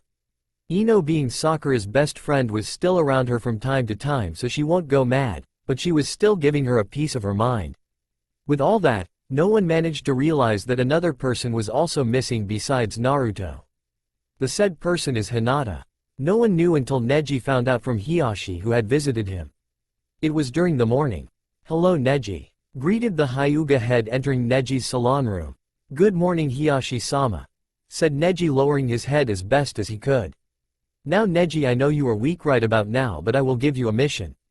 "But Hiyashi-sama, Hokage-sama said that I won't leave the hospital for a week, and even when I leave I won't be allowed to do anything harsh for the next month," responded the boy. "It won't be that hard Neji," reassured Hiyashi the boy. "What must I do?" "You will need to go to Suna and bring back my daughter," responded the Hyuga head in a coolie way. "Hinata-sama is in Suna? Why?" Neji asked, surprised. Of course he would have been, he never found out till today. "She has been taken captive by that blonde boy Uzumaki," lied Hiyashi with a cold voice. Neji was shocked to say the least. He knew Naruto and that he cherished his precious people. But why would he kidnap Hinata? "Lord Hiyashi, why did he take her?" he asked, trying to understand. "So he can use her as a ticket so we won't follow him," he responded. "Bring her back," and with that he left the room. Neji stood in silence, trying to understand. Naruto wouldn't do something like that, would he? He asked himself. He was remembering all his memories he had regarding Naruto. He never showed such intention. He was more confused now. He had to ask someone what was happening. It was too much for him to understand. Luckily for him, someone listened to the conversation. Kakashi, who was assigned to watch over Hiyashi from the shadows to make sure he doesn't do anything stupid, appeared in Neji's room. "Kakashi-sensei?" asked Neji. "Yeah, I listened to the conversation," responded Kakashi with a grim voice. He really has something against Naruto. "Is it true what he said? Why did Naruto do it?" asked Neji. Kakashi just looked at him and handed him a letter, the same letter that was attached to the ANBU's face. Neji took it and read it and was once again shocked when he found out what happened. But more shocked to find out the word Kyuubi, and that Naruto let Kyuubi out? What did that mean? Neji raised his head and looked at Kakashi for explanation. The Junin did some hand signs and silenced the room. He looked at the Hyuga boy and started. "What I am about to tell you now is a S-class secret and you are not allowed to tell it to anyone, understood?" Neji nodded and Kakashi started again. "When Kyuubi attacked, no one could defeat him, not even Yondaime. Its true history book said he died killing the fox, but no. He died sealing it in a newborn baby. That newborn baby is Naruto himself.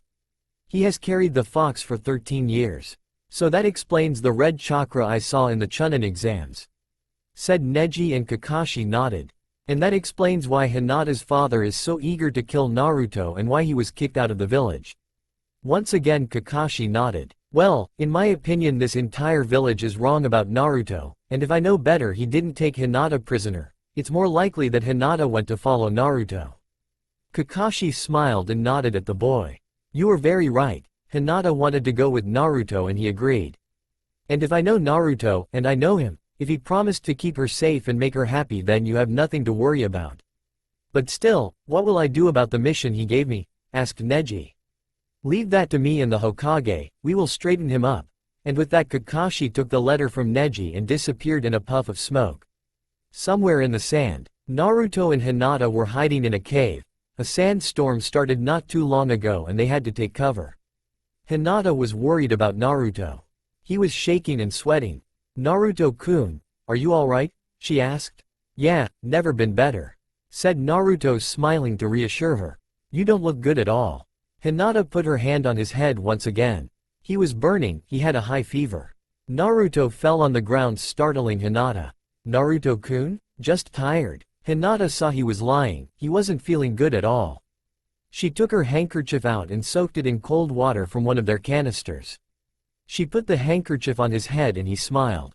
He was shivering more and more and his eyes were closing. She looked at his pulse and saw that it was slowly dying. This scared her. Naruto-kun, your pulse is slowing down. It's no, cough, nothing Hinata-chan. No, it's not alright, you're even coughing now. I'm, cough, fine. And he smiled again. Flashback. Naruto and Hinata were walking in the sand, under the powerful sun.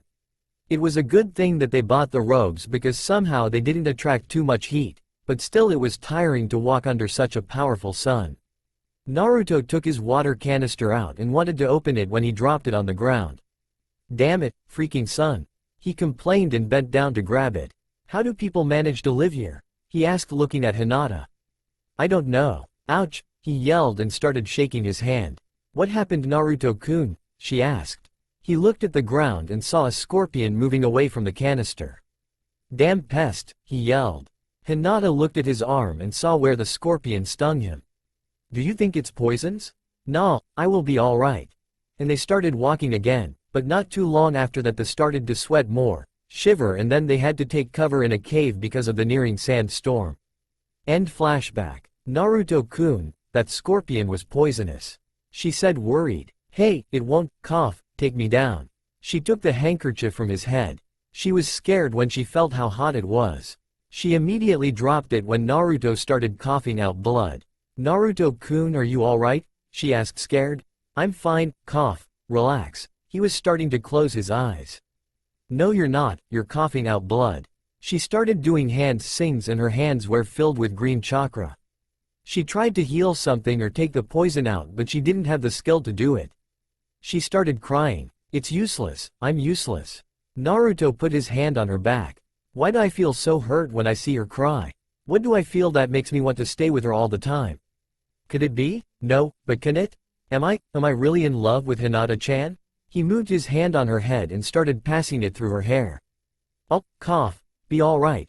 Cough, don't worry. No, you won't, I can't take the poison out. She saw he was closing his eyes. No, don't close your eyes, you need to stay awake. She said desperately. I will, cough. Don't talk, please, you need to keep your strength to stay awake. She pleaded the boy. Hinata-chan, cough. I need to tell you, cough, something. Please conserve your energy. She cried to him. Hinata-chan, I, cough. Want you to know, cough, that, I love you. He said before closing his eyes and falling unconscious. Hinata started to cry on his chest. She made the seals again, her hands glow green again. She tried to heal him or wake him up, anything but to be alright. She saw she can't do anything and tears were forming again in her eyes. She then felt someone's hand on her shoulder, her eyes grew wide. Suna Hospital. Naruto was slowly opening his eyes. Where am I? Is this heaven? Or hell? Was the first thing he thought. He looked around and saw a figure near him. Blinking several times, he tried to clear his vision but was unsuccessful. Who are you? Are you an angel? Am I dead? He asked. The figure was startled. It hugged the boy and started crying. Naruto-kun, you're alright. Naruto then recognized the voice. It was Hinata's. Hinata-chan? Did you die too? He asked, and looked sad. I'm sorry, I couldn't protect you. No, silly, we aren't dead, we are in Suna in the hospital. Naruto looked at her. How did we get here? He asked. Well, started Hinata. Flashback. Hinata was startled, someone was behind her. She jumped up and activated her Byakugan. Who are you? She demanded. My name is Subaku no Gaara, said the figure. Hinata dropped her stance. Gaara? Naruto-kun's friend from Suna? The figure nodded and took Naruto's body in his arms. Follow me, we are taking him to the hospital. But the sandstorm, how did you get past it? I control the sand, I can manipulate it by my desire, stick with me and the storm won't even touch you. He said and started heading towards the exit. Hinata followed him and once they were out she was amazed that indeed the sand circled around them and they were walking like there was no sandstorm. End flashback. So Gaara came to us? Asked Naruto and Hinata nodded. But how did he find us? He told me he felt your chakra dying and he came. Naruto nodded in understanding. Wait, I told her before I passed out that I love her. He turned his head slowly towards the girl. His vision returned to normal. She was smiling warmly and lovingly at him. Does she remember? Did she hear me? Is she mad at me? He asked himself and kept on asking things till Hinata broke his line of thoughts. Naruto-kun, I need to tell you something. She said taking a deep breath. Come on Hinata, you can do it. He already told you he loves you, that means that you don't need to be afraid he will reject you. Inside Hinata was jumping of joy because Naruto loves her. She closed her eyes and then opened them again and looked in his eyes. Naruto-kun? Il. Uzumaki Naruto, said a voice. Hinata turned and looked at the window. Gaara was standing there. Hey Gaara, shouted Naruto. Call me Naruto, alright? The red-haired boy nodded. Come with me, we need to discuss something. He said, but what will the doctors say? Not that I am complaining, I mean I hate hospitals. You were asleep for one full day, the poison was extracted with success, you can leave the hospital, now come. He ordered and Naruto got out of the bed slowly. I'm sorry Hinata-chan, but Gaara, well he is Gaara. Hard to explain, you could tell me later? Hinata nodded. I will wait you at Gaara's house, we will live there during our stay here. Now it was Naruto's turn to nod. He turned around and followed Gaara jumping from rooftops to rooftops. Finally they reached the Cage's building and stopped on the roof. Gaara sat down followed by Naruto that sat down near him. So what did you want to tell me? The elders heard you were kicked out of the Leaf and that the girl left Leaf. They want to know if you want to join Suna. Well that would be great, but what? Asked Gaara. Well, we won't stay long here and I don't want to become a missing-nin because someday I will leave Suna. I have a crazy idea to form a new hidden village and I know where I can start that. Gaara nodded. Well, I can talk to the elders about this but I am sure that if you will start a new hidden village they won't mark you missing-nin if you plan on having an alliance with us. Well sure Gaara, it will be cool to have one. He responded with a grin. Who is the Cage? I can talk to him. You are looking at the future Cage of Suna Naruto, said Gaara. Future? Yes, I need to do some chores, and in 1 year I will become Cage. Responded Gaara. I see. Anyway, back to the point. The elders said that you and the girl will be promoted to Chunin upon entering our ranks and you two will go on mission together and with me sometimes. Naruto nodded. Well that sounds great, but what about my idea? I will talk to the elders, but first, let me take you to my place. Get you some clean cloths and I will tell you tomorrow what they think. Naruto nodded and followed Gaara through the streets of Suna to his place. He was happy and for the first time he felt even happier because no one was giving him glares. All the villagers looking at them like they were any other people, or shinobi. Even to Gaara they were looking not like he is a demon but like he is Gaara. Hey Gaara, said Naruto. Yeah? How come everyone is so nice? To be honest, ever since my fight with you I started to change, and since then I managed to get 70% of the villagers to like me and respect me for what I am, and I have you to thank for that. And they have no more problems with you carrying Shukaku? Gaara shook his head, no. Soon they arrived at Gaara's place. It was more like a complex of buildings. He found out that the Sand siblings each lived in a house, and there were a total of 4 houses. Gaara told Naruto he will have to share one house with Hinata and Naruto had no problem with that. Gaara took him inside his home and straight to his room. He opened his wardrobe and threw out a pair of cloths. Look at the Sasuke retrieval arc when the Sand comes to help Konaha. Look at Gaara's cloths. Naruto will be wearing those. The blonde boy found it interesting that the cloths fit him and thanked the Sand shinobi. Gaara smiled, pleased, and left in a whirlwind of sand, not before he showed Naruto his place. It was starting to get dark outside, so Naruto thought that he should sleep. He entered his new house and found Hinata on the couch thinking. He sat near her and she blushed, smiling at him. "I like your new cloths, Naruto-kun," she said. "Thanks, they are really comfortable. We will have to go and get you some cloths as well. Not that you don't look in what you have, but you need something fitting for the sand." The girl blushed at his remark. "Anyo, I need to tell you something." "Alright, well, I want to tell you that I lo," she tried to say again, but Gaara appeared in a whirlwind of sand in the middle of the room. "Alright, I talked to them and—" "Anyo, Gaara, could you let me and Naruto-kun to talk a second?" asked Hinata shyly. Gaara nodded. "Alright, I'll be back in 5 minutes, and he disappeared. "So Hinata-chan, what do you want to tell me?" Hinata mustered courage and she moved herself on top on Naruto. She was now standing on his legs with her face facing him. They were both blushing. "I need to tell you about what you told me before you passed out." Naruto was a little scared. He thought she would reject him now. "Okay, I wanted to tell you that I love you too. I loved you since the academy days," she said, congratulating herself in her mind. Naruto was stunned. For the first time ever in his life, a girl loved him back. And it wasn't any other girl but a beautiful one in his opinion. He wanted to say something but was too amazed to find anything to say to her. She giggled when she saw him trying to make words come out of his mouth, so she decided to speak for both of them. She leaned down on top of him and caught his lips in a soft and passionate kiss. Naruto's shock was even bigger now. He was experimenting this for the first time ever. He closed his eyes and let instinct take over him.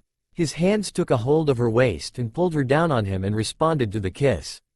Hinata broke the kiss and raised her head a little to look at him. "Are we a couple now?" she asked, blushing. "If you want," he responded, grinning his infamous fox grin. Hinata nodded happily. Then Naruto moved his head up and attached his lips to hers once again. She moved her head down, at the same time moving Naruto's back to where it was. They started kissing a little more furiously this time. No tongues yet, when they heard something behind them. They broke the kiss again and looked at Gaara. I will tell you in the morning, Naruto." And he left in a whirlwind of sand once again. Hinata turned her head and looked at the boy again and giggled. "It seems we are alone tonight." Naruto smiled and moved his and her body. He leaned on the couch with the girl on top of him.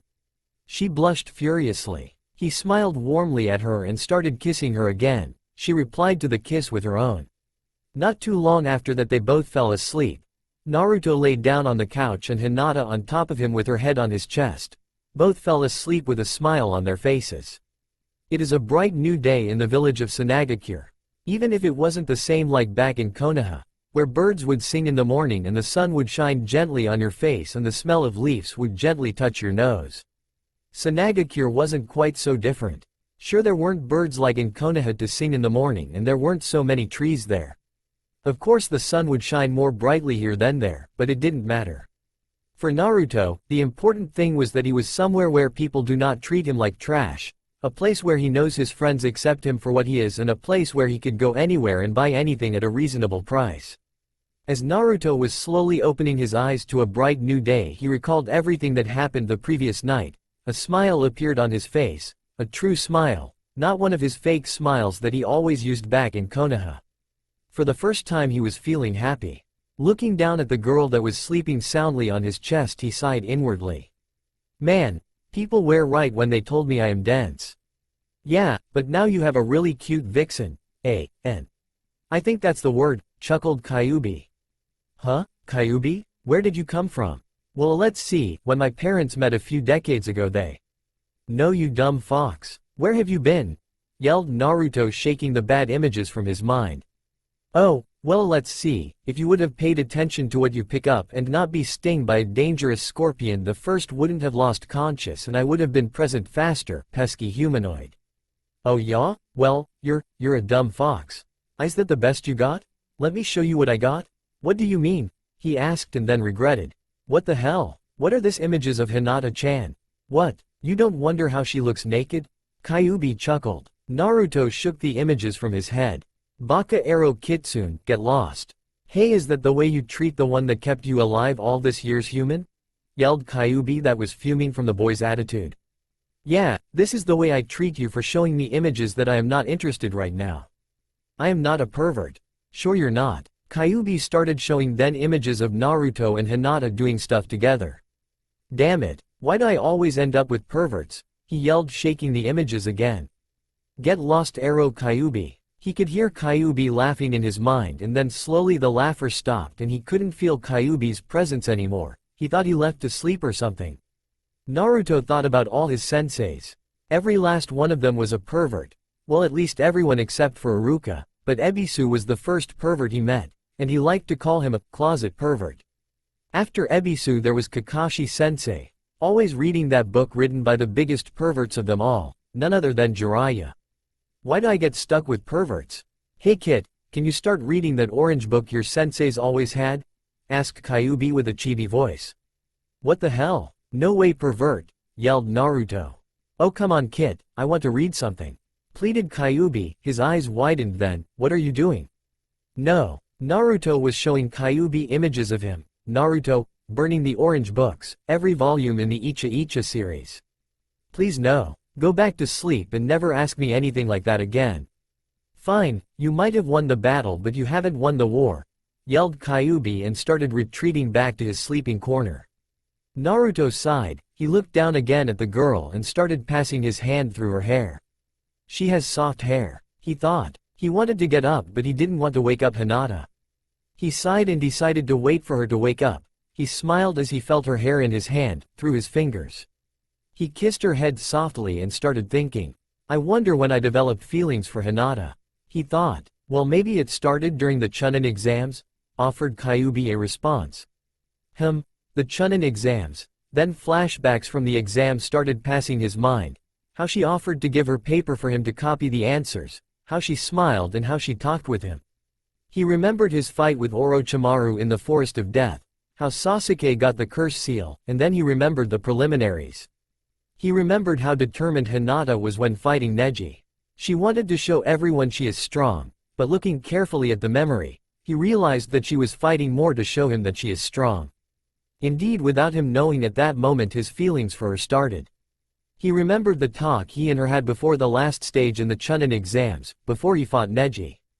He smiled again at the memory. Indeed, that was the moment he started to develop feelings for her, but without even knowing. He mentally slapped himself for how dense he was. He felt Hinata move. Looking down, he saw she was slowly opening her eyes. He took his hand away. Sorry Hinata-chan, I didn't want to wake you up. He apologized. It's all right Naruto-kun. This is the time I usually wake up. She responded, getting up. Naruto. I think I will take a shower. Naruto nodded and she went to wash. He went in the kitchen and looked for ramen. He opened every drawer but he couldn't find anything. Sighing, he did the next best thing. He would have to cook, something he hasn't done in a lot of time. He found eggs and bacon, and started preparing breakfast for him and Hinata. In the meantime, Hinata finished washing and was still blushing. She still didn't believe she managed to do what she did last night. She looked in the mirror and decided that now if she managed to do what she did now, she will have to make herself stop blushing all the time and stop stuttering. She smiled and exited the bathroom and headed towards the kitchen. What she saw, she was amazed. Naruto was standing there smiling, and there were 2 plates on the table with bacon and eggs and a vase with a flower in it. She blushed and he motioned for her to sit down. She took a seat and so did Naruto in front of her. They started eating and talking about what they'd done in the past, about their missions with their teams, but here Hinata used to say more than Naruto, as he didn't want to actually remember the missions because those were the times when he was happy to be part of a team and he didn't quite want to remember. After they were done eating, Naruto took care of the dishes, no matter how much Hinata complained, and after that was done he took her hand and left the house heading for Gaara's. When they arrived, Naruto wanted to knock. Not best because I'm here, said Gaara from behind them. Oh hey Gaara. How are you? Asked Naruto, turning around with Hinata. The red-haired boy nodded. So, Gaara, what did you want to tell us last night? Asked Hinata, congratulating herself for not stuttering that much. I talked to the elders about that, Naruto, and they agreed. We need to go and visit them now so you can start. Gaara started walking away without waiting a response. Naruto and Hinata followed him. Konaha. Everything was quiet in Konaha today. After many raids yesterday, there were many arrests. A lot of people paid a great deal of money. The charges? Taking action without approval, starting parties in times when they needed to be aware and for throwing away the most powerful ninja leaf had. Tsunade and the Rookie 9 including Team Guy agreed that Naruto was a valuable asset, a more important ninja than Sasuke. Tsunade regretted to ever form the rescue party. They took one step forward but two steps back. This was not good in her opinion. But if that wasn't enough, now she was in the council room, everyone was yelling at each other. "I say we mark him missing-nin," yelled a Hyuga. "I say not," yelled a Yamanaka. "You shut up, Yamanaka, we got rid of the demon, it is time we mark him as kill of sight," yelled another Hyuga. "Hey, he is not a demon, Hyuga bastard," yelled the Nara Shikaku, Shikamaru's father. "What, the lazy Nara is finally trying to do something?" asked sarcastically the Haruno head. "I agree with the Hyugas, he must be put down." "Go and die, Haruno," yelled the Akamichi head. "He is a hero to the village, you are all to blame for this." "Shut up, Akamichi, this is not your domain," yelled the Haruno. "Oh yes, it is when it comes to heroes of the hidden village. Uzumaki Naruto saved the village more than once, you idiots. He is a hero and needs to be treated with respect," yelled the Yamanaka head. "Then why did he leave?" "Who?" asked Hiyashi. "Because idiots like you threw him out of the village," responded the Yamanaka fuming. To say that Tsunade was having a headache was an understatement. She thought her head would explode any moment. She was happy to see so many clans respecting Naruto, but still it was too much for her to take. They were all acting like little kids. They all lost their senses regarding this problem. Last night the Yamanaka and Nara clan were about to go on a rampage and break the Hyuga doors and start beating everyone. They didn't agree with what happened to the blonde ninja. "Aburame, what do you say to this? We are right that he needs to be marked missing-nin, right?" asked a Hyuga elder. The Aburame head raised an eyebrow. "Well?" asked the Hyuga, getting impatient. The Aburame head looked around with no expression. Then he looked at the Hyuga. "If you ask me, he is a hero and not a missing-nin," he stated, calmed. "What? Are you insane, Aburame?" yelled the Inuzuka head. "You are insane, Inuzuka. The Uzumaki boy saved us from Kyuubi," yelled the Nara head. "Shut up, lazy bum. He is the Kyuubi reincarnated." "Kyuubi my ass," yelled the Akamichi. "Naruto is just a normal boy." "Well, Akamichi, he is normal, but not normal," stated the Nara head. "He is a Jinchuriki." "A demon," yelled the Haruno. "Shut the hell up, Haruno," yelled the Nara head. "I said he is a Jinchuriki, not a demon. The Jinchuriki is the one that keeps Kyuubi locked away, call him a jailer if you desire. But he is not the demon himself." "And what are your proofs?" asked Hiyashi. "My proofs are the Chunin exams." "Huh, that was the first time he used Kyuubi, he can very well be under his control now," yelled Hiyashi, smirking. "Then that means that the Hyugas are getting blind," stated the Yamanaka, smiling at her remark. "You bitch, take that back. Demon lovers," yelled a Hyuga elder. "Go and jump off the Hokage monument," yelled the Akamichi. "You go jump, and make a crater at the same time," yelled the Inuzuka head. "I am sure that every Hokage is twitching and rolling in their graves right now because of idiots like you," yelled the Nara head. "Shut up and don't bring the Hokages into this," yelled Haruno. "I say we all calm down," said Aburame in a neutral and low voice. "You calm down, Bugman," yelled Haruno again. The Aburame head twitched. "Haruno, please calm down," he stated calmly and with a low voice. "Calm down? We have a demon on the loose and you are telling me to calm down? Go and play with your bugs, Bugman," yelled the Haruno head, smirking inwardly, fuming on the outside. A vein appeared on the Aburame head. "You bitch. Go and die along with your pathetic daughter," he yelled finally. Everyone was taken back at this, even the Hokage. "What did you say? You heard me. Go and die. And you are such an idiot that I need to keep my bugs away to be sure it's not contagious." All those that were supporting Naruto snickered at the remark. The Yamanaka head and the Hokage were almost ready to laugh. "You dirty ass," yelled the Haruno again. "All you Harunos can do is yell and insult," stated the Aburame. "Hitaki Kakashi, stand up," he said, ignoring the fact that the Hokage was supposed to say who to stand up and who to give answers. She nodded at the Junin and he complied. Tsunade didn't want to take part in this yet, everything was going good for now. "What do we need this Junin for?" asked Hiyashi. He was expecting for Aburame to respond, but it wasn't him. Hitaki Kakashi, is it true that the pink Kunichi known as Sakura Haruno treated Uzumaki Naruto poorly? Asked the Nara head. Yes it is, he responded. Please tell us the most important things.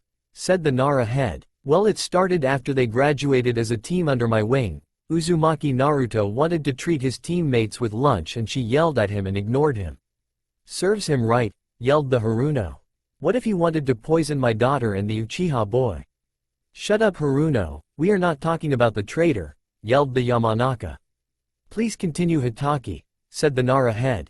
Well, after that there were more incidents, her birthday for example. He wanted to be a good teammate and friend and spent 3 years of life saving to buy her the best present, something made of glass.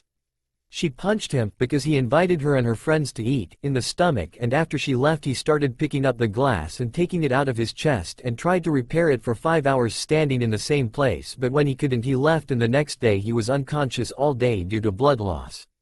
At that Naruto's defenders shivered, even the Aburame head who also raised an eyebrow. Tsunade was furious, she didn't know this story, while all this Naruto's executioners smirked and smiled. Ha, serves him right, said the Haruno. Who knows what devilish intents he had, he could have gotten everyone drunk then take them in the forest and kill them.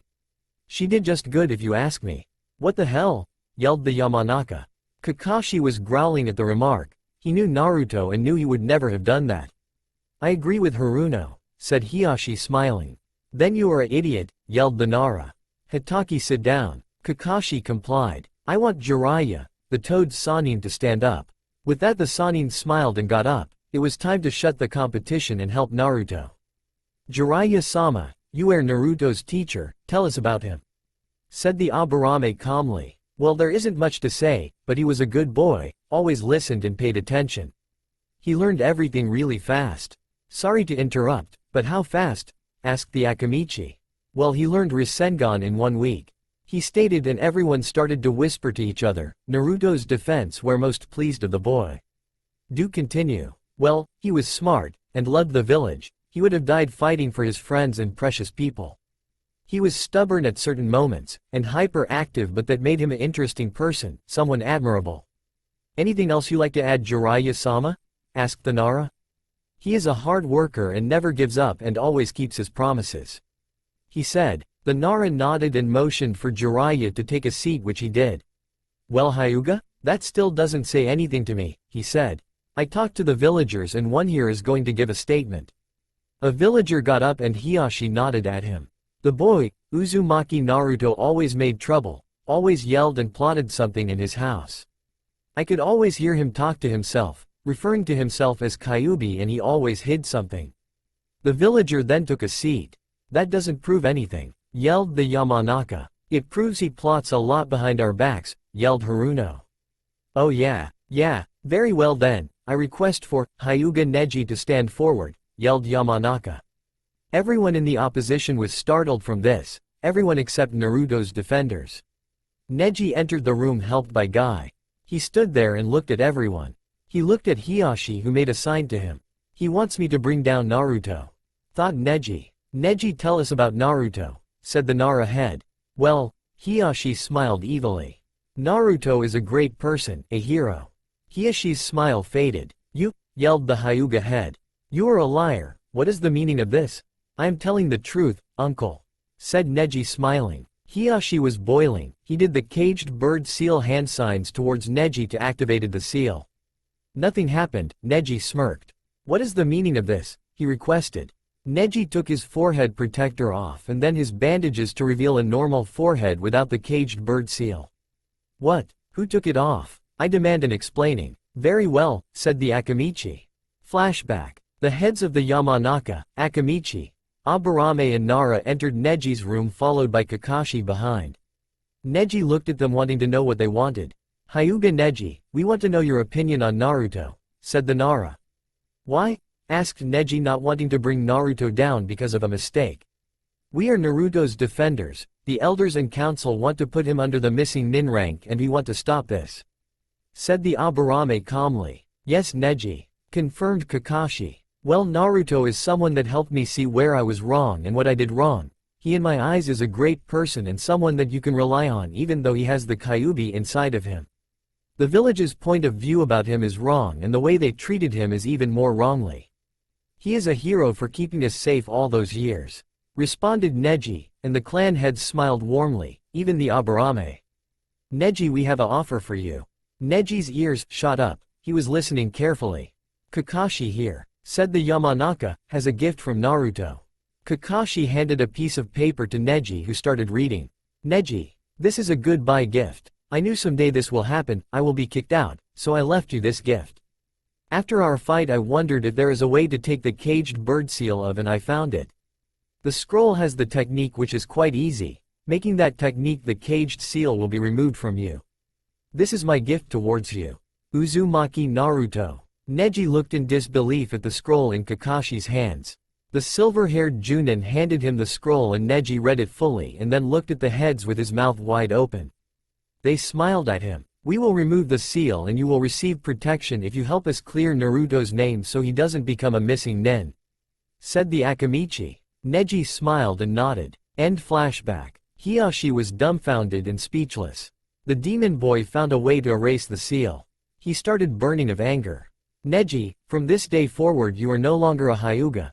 You are not allowed in the Hyuga estate anymore." Neji smirked. "Whatever, I'm happy to be out of that hellhole." The Nara head smiled. "Neji, please continue." Neji nodded. "As I was saying, during my fight with him, he showed me what life truly is and that I can change my destiny, I can manipulate fate. He showed me the true way I should follow. He is a kind and warm person who would die to protect his friends. He would do anything for us and even for the village, and the council and elders know he knows about Kyuubi. During the rescue mission he showed devotion and intelligence. He helped us in the best way he could and would have never stopped until he would have brought back one of his missing friends, even though he was a traitor." Somehow Naruto knew that Sasuke was actually calling for help, and he was glad to respond to that. I am sure that Naruto saw in his soul that Orochimaru was controlling Sasuke.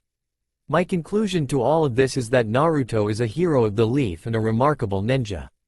He is not a demon as you all see him. Thank you Neji, you may sit down. Neji smiled a genuine smile and sat down near Kakashi, who patted him on the back. "Well, do you need any more proof he is not a demon?" asked the Aburame head. "Yes," yelled Haruno. "During the Chunin preliminaries he hurt my poor boy really bad and his pet," stated the Inuzuka. "I would have him state this but he is in hospital right now," she said again. "He told me that his eyes resembled Kyuubi and he was throwing threats at him that he would kill his family and eat him alive but not before he would torture him in the most gruesome way." "That bitch!" yelled Neji and Kakashi in their minds. "Naruto didn't say that, he never even used the Kyuubi's power, he only used it in Neji's fight." "What a liar, I am sure Kiba didn't say that." "See? A demon to the bone," yelled a Hyuga. "Yes, and if that is not enough he took Hyuga Hinata, my precious daughter prisoner. Who knows what he is doing to her at this moment," said Hiyashi grinning inwardly. Neji jumped up. "I object," he yelled and everyone looked at him. "You dare call yourself a father, you piece of scum? You treated Hinata more than poorly, you don't even deserve to call her your daughter," yelled Neji fuming, and Naruto's defense nodded in agreement. "Is that so? Then let's see what her sister says." "Hanabi," yelled Hiyashi. "Crap," thought Neji, he knew Hanabi hated her sister and wanted to make her feel bad. The young Hyuga girl entered the room and looked at her father. He smiled at her and she smiled back. "When I was a few days ago at the gate assisting the events, after everyone left I saw Hinata was passing by and then a blonde ninja with an orange jumpsuit appeared and knocked her out. He looked at me and said, 'Hey, you think you got the best of me? With Hinata as my prisoner I will be able to free him.'" "That demon," yelled Haruno. "No one is safe from him, we need to mark his a missing-nin and go after him," yelled the Inuzuka. "Oh, that is so much bullshit," yelled Neji, that was again up on his feet. "For starters, Hinata loves Naruto and she would have done anything for him. Naruto appreciates Hinata very much and he would do anything to protect her. I am sure Hinata followed him on her own free will." Hanabi smirked inwardly. She fell on her knees and started to cry. "He took my sister, the one I love, and you say that he wouldn't? How would she love him? He stole her, who knows what he is doing to her?" She collapsed on the ground crying loudly like a young year-old would do. Neji was fuming. "Shut up, you are acting all of this, you always disrespected Hinata, You always made her feel bad, and you are only after the title of heir. Neji coughed once. How could you say that? I don't want the title, I want my sister back. She said crying. Shut up. You are a liar, she is faking, cough, everything. It is not true. Naruto would never, cough, resort, to, doing things, pant, like this. Neji fell on his knees panting. Neji, calm down, you are starting to cough blood, you can't force yourself. Said Kakashi worried. Like I give a damn. That bitch is trying to make Naruto die. He, is an honest person. You have no right to lie like that. You have no right to make his a missing-nin. You have no right to break them apart. Yelled Neji on top of his lounges and then coughed a serious amount of blood and fainted. Kakashi got up and took Neji in his arms. I request to take his to the hospital. Tsunade nodded, rubbing her templates, and Kakashi ran towards the hospital. Hanabi smiled evilly at her victory and Hiashi was laughing inwardly. The girl is right, said the Inuzuka head. I agree with Inuzuka, he needs to be marked missing-nin and killed, and if Hyuga Hinata deserted with him she needs marked too. Said Haruno. I agreed with both parts. Said Hiashi. Hanabi, leave. The girl got up and left the room. Once she was out, Hiashi continued. Hinata will also be marked missing-nin and hunted down for deserting. What? No way, yelled the Nara. I agree with Nara, you scumbag, you lied, and your pathetic daughter as well. I can see why Hinata chose to leave and I congratulate her. Said Yamanaka. And I have one more person for defense. Said Akamichi. Oh, and who is that? Asked a Hyuga. I call forth for Uchiha Sasuke. Yelled the Nara head. A.N. You will see, this is my masterpiece, hehe. The doors opened and Uchiha Sasuke entered, followed by 4 Anbu. They stopped at the door and Sasuke went in the middle of the room. Huh, a traitor to defend another traitor? Asked Hiashi laughing. Actually, a non-traitor. Said Aburame. Sasuke, remove your shirt and turn around. Sasuke complied. Upon turning around they expected to see the curse seal, but it wasn't there. Wah. Where is the curse seal? Asked the Haruno. Jiraiya-sama, stand up and explain please. Said the Nara. Jiraiya smiled and went near Sasuke. He put a hand on his shoulder and said, I am glad to say that Sasuke here had the seal removed. I found, thanks to Naruto, a way to remove it. Sasuke, if you may. The boy nodded and took a piece of paper out and started reading. Dear Sasuke, ever since Orochimaru gave you that seal I worked day and night studying to find a way to remove the seal. I am happy to say that I found a way, and the method to do it is on the scroll this paper is. Jiraiya took the scroll out and showed it to everyone. The scroll explains in detail everything on how to remove the seal. This is my goodbye gift to you, since you either will not be in the village when I am done with this or I will no longer be alive or a leaf shinobi. Stay safe and don't rely on revenge. Yours truly, Uzumaki Naruto. Sasuke finished the last part with a tear in his left eye. He wiped it away and looked at the council. The Nara head was smiling. Please tell us what you remember after you got the curse seal. Well, started Sasuke. I don't remember anything after the fight with Gaara of the Sand. After that everything is a blur to me and I don't remember anything except waking up in the hospital without the seal and finding out that Naruto is not here anymore. At first I was afraid I killed him. And why is that? Asked the Akamichi. Well, I heard that we fought and I used Chidori on him and that I almost killed him. I never wanted to do that. Please explain, said the Yamanaka with a smile. Naruto to me is like a brother. Even though I never said it, I respect him a lot. He showed that he can improve greatly. He showed me that people can change and people can receive second chances. Even though I was always in competition with him, it was a friendly one, never one dangerous. I feel very bad for what I did to him and for the way he was treated when he risked his life to save me. Very good, you may sit down. Sasuke and Jiraiya took a seat and started listening. Well, Hyuga? Mark the demon, yelled the Hyugas. What? Asked Aburame in disbelief. Every villager has stories with him trying to hurt them, everyone. A bunch of shinobi can't take on masses of people. I don't know with what he corrupted the minds of the shinobi, but he did, and everything is a lie. Said the Inuzuka. Mark him missing-nin and kill him, yelled Haruno. Hokage-sama, called the Nara. What? Demanded Tsunade, who was fuming of what was happening. The defense was losing badly. Please tell us what you think of him. The Hokage got up and started talking. When I first met him I thought he was a brat, but he proved me wrong. He is a decent boy with a pure heart that risked everything to protect everyone. He saved me from Orochimaru, and proved how strong he is. He saved us all from Kyuubi by keeping him inside him. A.N. Sasuke doesn't know, he is confused now. Naruto is the Yondaime's son and he has proved it. He is not to be marked as a missing-nin, said Tsunade taking seat. I don't give a damn, he is the Yondaime's son, yelled Hiashi. Old grudges, eh? Asked Nara. What would you know, you lazy ass? Oh, shut up. We know everything about what you did and how much you hate the Yondaime. You even hate his son because your daughter is in love with him, because she left with him, because she wants to be with him. Yelled Nara, loosing his nerves. Everyone quiet, yelled an elder. We submit to vote, is Uzumaki Naruto and Hyuga Hinata missing nins or not? Even we elder and the Hokage will vote. A lot of thoughts passed through everyone's minds after that. Damn it, now we will surely lose. Thought the Nara. You will die now, Uzumaki. Thought Hiashi. About time we decide he dies. Thought Haruno. I will teach him to mess with my son. Thought the Inuzuka. This is not good, I am sorry Naruto. We failed. Thought Aburame. I knew that idiots are in charge here. Thought Yamanaka. I don't know how I will break this to Choji. Thought the Akamichi. Damn them all. Now I will surely lose my little brother forever.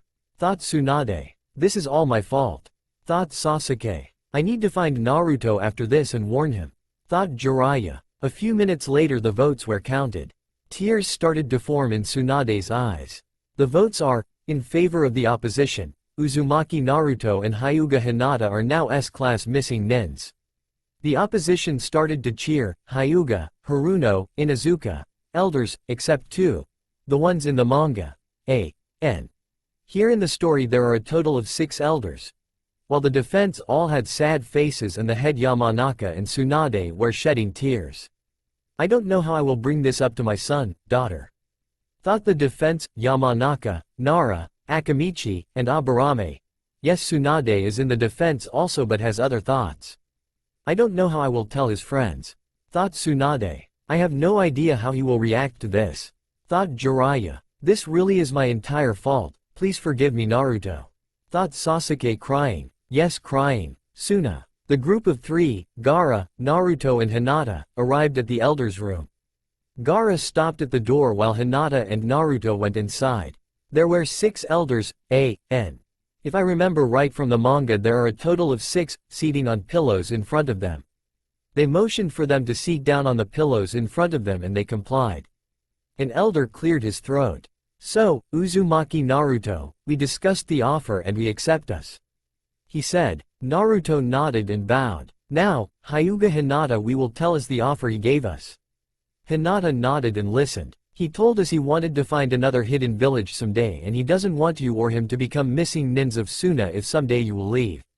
We agreed under the condition that you two will serve Suna for at least 1 month and that the 2 villages will automatically be allied.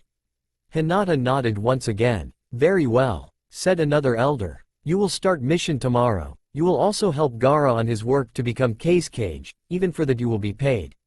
When you help him you are also marked as bodyguards for him. Naruto and Hinata nodded. The elders smiled and gave them the Chunin vests. Please report tomorrow at 8 for a mission, that is all. Naruto and Hinata got up and bowed. They left the building with Gaara. Naruto was happy for being Chunin. Hinata was happy as well but happy also because Naruto thought about the missing nin fact. Still she would need to talk to him about the hidden village thing. While walking Gaara was explaining what he needs to do. The first thing is for me to teach at least one ninja that was born in Suna, but that doesn't mean I can't teach you my techniques also Naruto. Your techniques? Why? Asked the blonde ninja. We are alike, in a way, we both carry burdens, I will help you by teaching you sand moves. Alright, then when you teach me I will teach Hinata-chan as well.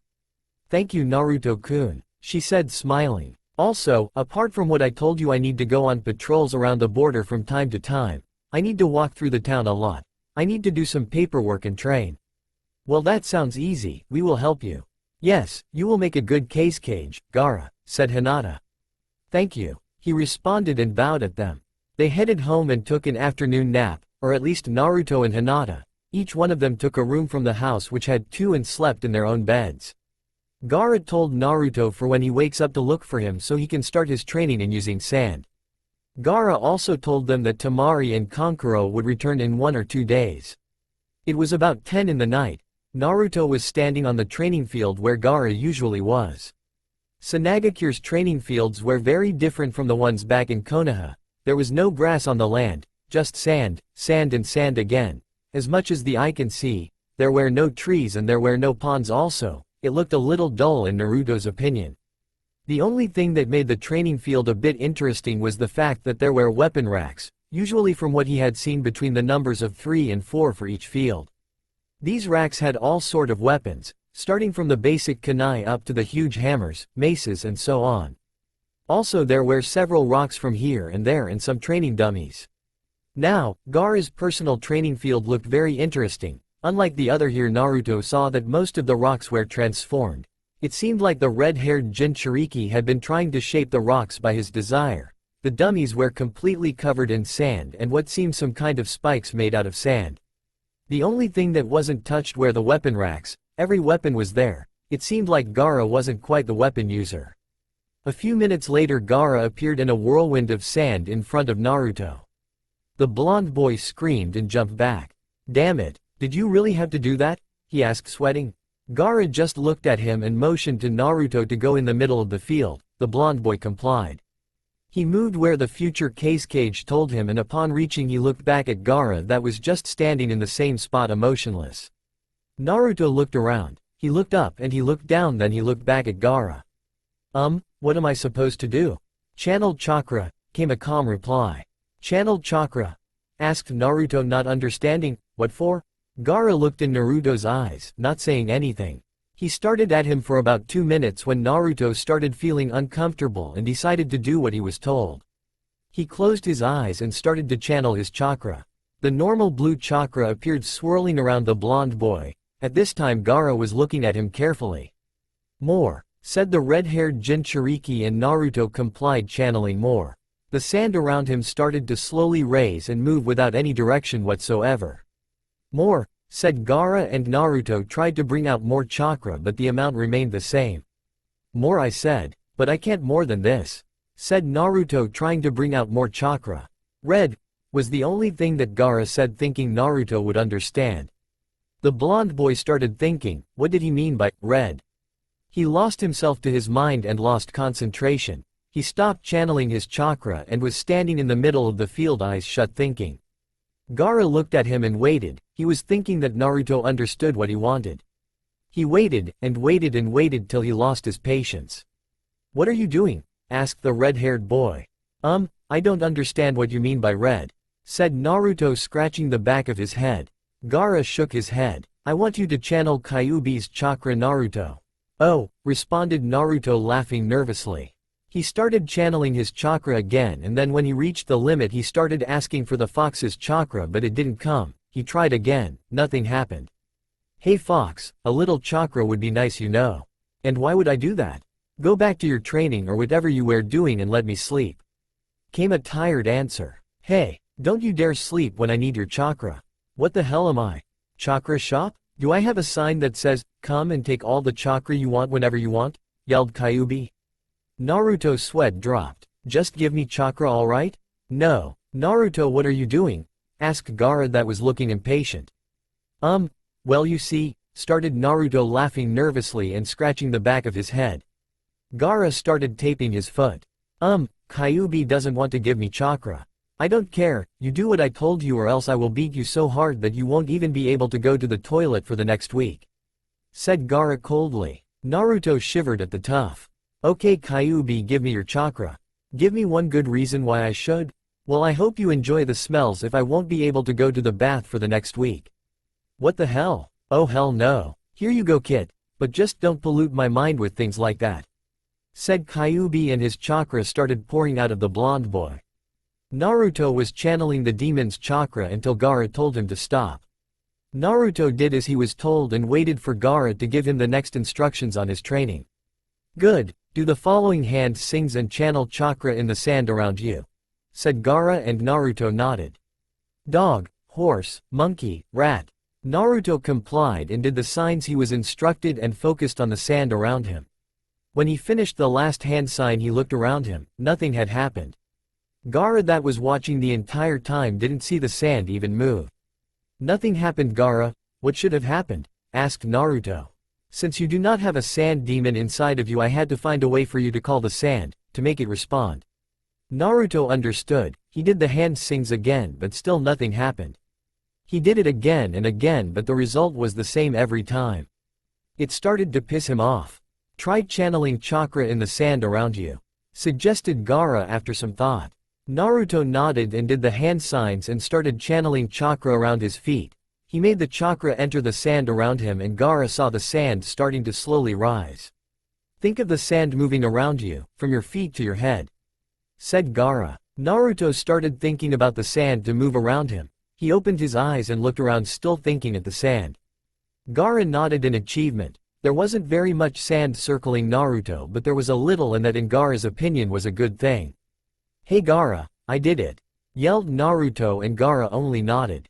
You did, but it's not perfect, you need to be able to control more than that. Yeah I know, but still, I did it.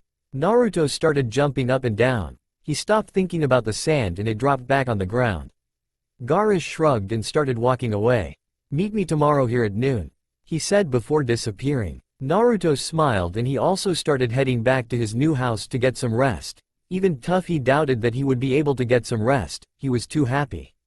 Just a lucky shot brat, it was weak, said Kyuubi sleepily. And what do you care? HMPH, Konaha, Nara Estate. Nara Shikamaru was lying on the ground in front of his house gazing at the sky. The recent events in Konaha had made him ponder even more about Naruto. He didn't know the boy very much, been with him on just a couple of missions but he wasn't bad in any way. He always tried to help everyone and always seemed happy. But there had to be something else behind all that happiness, there must have been something else to why he always worked hard, why he pulled pranks, but most importantly there must have been something as to why the villagers hated him. Numerous questions bothered Shikamaru. There were too many and it seemed like he couldn't get an answer for any of them. But even though all that Naruto was a good person, a fellow ninja, a friend, he didn't deserve to be treated like that.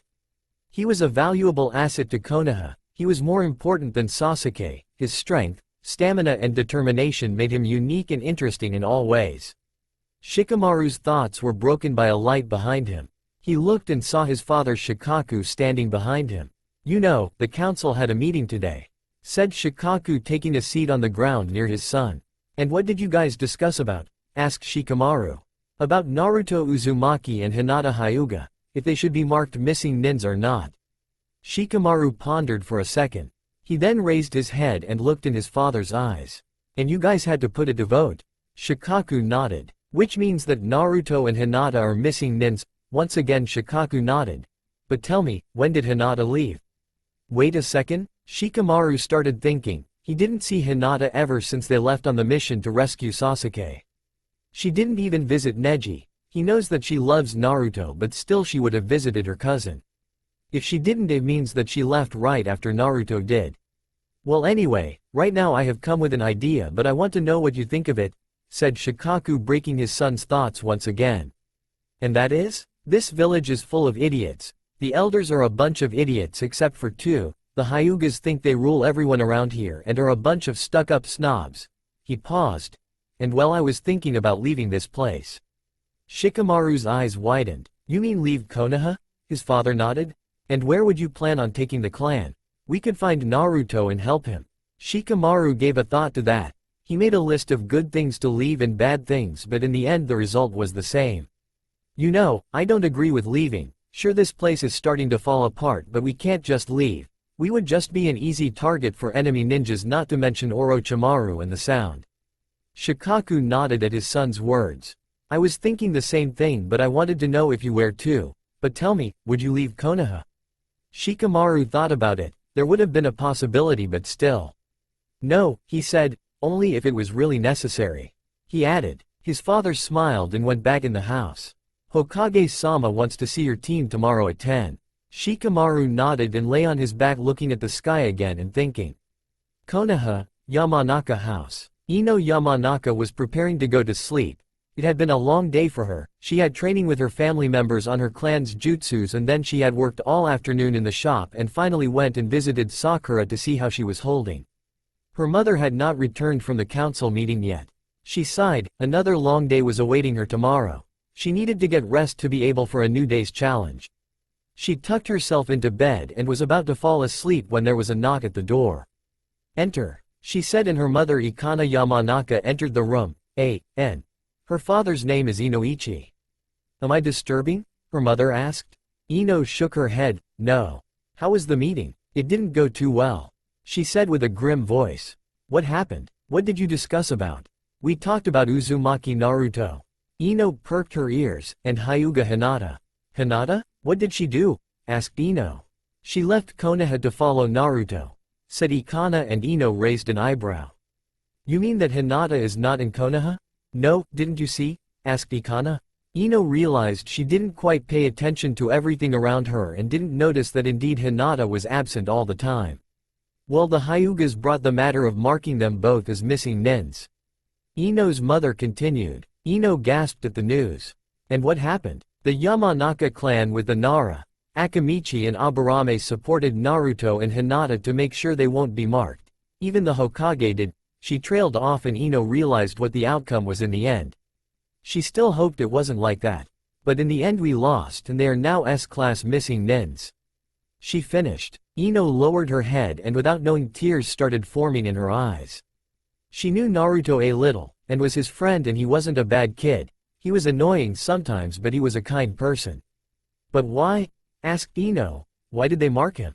Why did the villagers throw him out of the village?" She raised her head and looked at her mother. "I'm afraid I cannot say. That is for the Hokage or Naruto to say. You will have to meet the Hokage tomorrow at 10. I suggest you sleep." And Ikana left the room. Ino was confounded in the darkness of her room. It was strange. Why would someone be so mean to Naruto? Why would they also mark Hinata as a missing nin? She laid her head on the pillow and tried to sleep, but questions continued to bombard her mind and she couldn't sleep. Tears dropped on her pillow. She didn't know why, but she was very sad about this event. They were her friends. It doesn't make sense why all this happened. Konaha, Inazuka Estate. Inazuka Kiba had just walked into the house when he heard the front door close.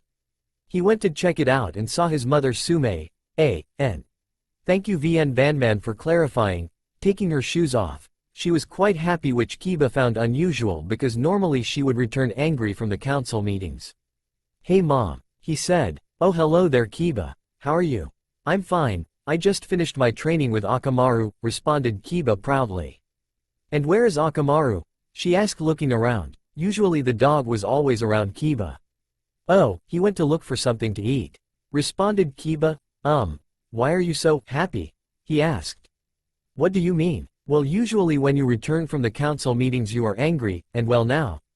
"Oh, I understand," she said, and walked over to Kiba and put her hand on his shoulder. "We were discussing about the Uzumaki boy today." Kiba seemed to brighten up. He had known Naruto for some time now, and ever since their fight in the Chunin preliminaries they started to become friends. Sure, they teased each other and called names, but it wasn't something serious. "So what did you discuss about him?" "We discussed about marking him missing nin." Kiba's eyes widened, "And I sustained the opposition, or favor for marking him, and we won. He and Hyuga Hinata are missing nins now and are to be killed on sight." What? Hinata too?" he asked, stuttering.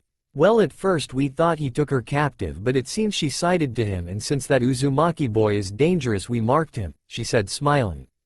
Kiba started growling. "What the hell? Why did you do that?" he yelled. Sume was taken back at his words. "He hurt you in the Chunin exams. Just for that? I think you even exaggerated in front of the council about our fight," he yelled. "Don't you dare raise your voice at me. We did a good thing getting rid of that demon spawn." "Demon spawn? What the hell is wrong with you and all those villagers calling him that?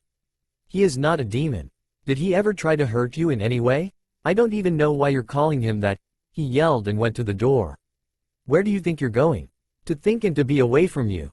He left the house, slamming the door behind him, leaving his mother stunned. Konaha, morning, next day. Tsunade, Jiraiya, Kakashi, Sasuke and Neji were standing in front of Naruto's apartment. Tsunade wanted to take the blonde boy's things before the apartment was sold. They entered the house and started clearing it of all things. From what it seemed, Naruto didn't have many things. Only some photos of his close friends, ramen and his usual orange jumpsuit. Sasuke agreed to help with this. He was on probation. He had been given a second chance to prove himself loyal to Konaha once more. The two Sannin and his sensei would look after him so that he won't do anything stupid, and Neji, he was there because he thought he owed it to Naruto to take his things. Tsunade's plan was to visit Naruto once they found out where he is and take his stuff to him. She would go accompanied by the Rookie 9 and Team Guy. They were about to leave when Tsunade felt something by passing near the wall. She looked at the wall carefully, studying it. "What are you doing, Tsunade?" asked Jiraiya. "This wall," she said. She then made a couple of hand sings and dispelled what seemed to be a genjutsu that hid a door to another room. Tsunade looked at the group who were also shocked. Clearly they didn't know of that door. The Hokage turned the knob and entered the room. It seemed to be a training room. There were 3 dummies in the back of the room that had the faces of Orochimaru, Itachi and Kisame. The dummies had kunai and shuriken stuck in them and there seemed to be notes on them. Tsunade took a note that was on the dummy resembling Orochimaru and read, "Should try a kunai shuriken combo when aiming for his throat." She put the note back and looked around again. There were scrolls and notes everywhere. There was a table in the room and on the table what seemed to be 3 files and several papers near those files. Tsunade carefully examined the files and her eyes grew wide. "Where did he? How could he?" she asked. "What happened, Hokage-sama?" asked Kakashi. "These files are the same ones from my office. They have the backgrounds on Orochimaru, Itachi. And there is a file here about Kisame which I don't recall ever seeing it." Jiraiya took the file of Orochimaru in his hand. "Seems like everything about him is here. What jutsus he uses, what taijutsu, his skills and attributes. And it seems like there are some notes here and some jutsus are circled." Kakashi took a piece of paper. The title read, Orochimaru, Techniques. He started reading and was impressed with what was written there. "Listen to this," he said. "Orochimaru, S-Class Missing-nin, the Snake Sannin. From what I read from the files I managed to copy from Old Man's office, this bastard was caught experimenting on people seeking immortality. Like the file says, it seems that he needs new bodies from what I believe 3 to 3 years. Maybe this is why he said he had come for Sasuke. And if what is written in the file is true, that means that once he takes over his body he will also have the Sharingan. What amazes me about this guy is the strange jutsus he's using. He is trying pretty much to resemble a snake, hence the fact that he is the Snake Sannin. The most important jutsus, or at least the ones I saw them, are Ader, Freaky or Grouse. The neck extending thing that he does when he bites his target, infusing it with the curse seal, is maybe the only way he can give someone a curse seal, but at the same time it's a very disgusting technique. Everyone's sweat dropped. Another thing that I find disturbing is the tongue and how he can use it as a weapon. Even though it seems like a good offensive and defensive weapon, it's not that good. I mean, if I would stick a kunai in his tongues when he does that technique and implant it in the ground, I would like to see how he would react. Jiraiya chuckled. He has a good idea, you know. The summoning technique is the most dangerous. He can summon a gigantic snake called Manda, but it seems that not even the snake likes him, so I really doubt the fact that if he would bring it in combat another time it would be useless. Now what is strange and needs to be noted is to be careful around is that sword, grass cutter. I don't know how he has it in his throat or anything like that, but the poison on it is very dangerous. I wonder if there is anyone that could heal such a poison. But the important thing is that if he brings the sword out and you don't know how to defend against it, it would be best to go on long-ranged attacks so to avoid the blade. Note: study this guy further. Kakashi put the paper away and took another in his hands. This one is on Kisame. He stated. His personal notes? Asked Sasuke.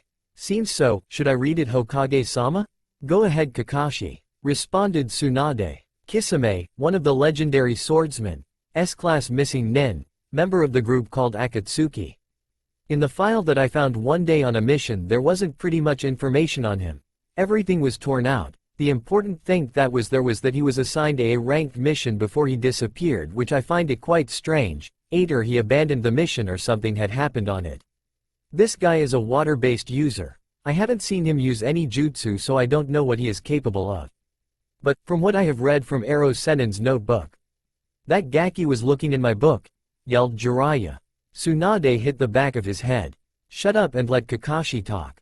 And even thought that sounds strange, I found information on him there. Actually that notebook is all but a masquerade. He hides information through the words he writes in that book, really impressive. Jiraiya felt proud, but still stupid for hiding them in porn writing. I'm going to kill him, yelled Jiraiya only to receive another hit from the Hokage. The guy has a sword on his back called Sasameda, SPL, and it absorbs chakra and apparently it's connected to the user. It responds only to Kisame. This guy can be always found around Uchiha Itachi. Note: watch out for him, research more. Kakashi put the paper away and took the one of Itachi. Sasuke jumped and grabbed the paper and started to read, but he didn't get to read much as Jiraiya took it from him. We all need to know what Gaki observed, not only you, he said, and Sasuke just turned his head. So that is about Itachi? Asked Tsunade. Yes, said Jiraiya looking over the paper. What the hell? He yelled. What? Asked Neji. He looked through my notes to find info on him.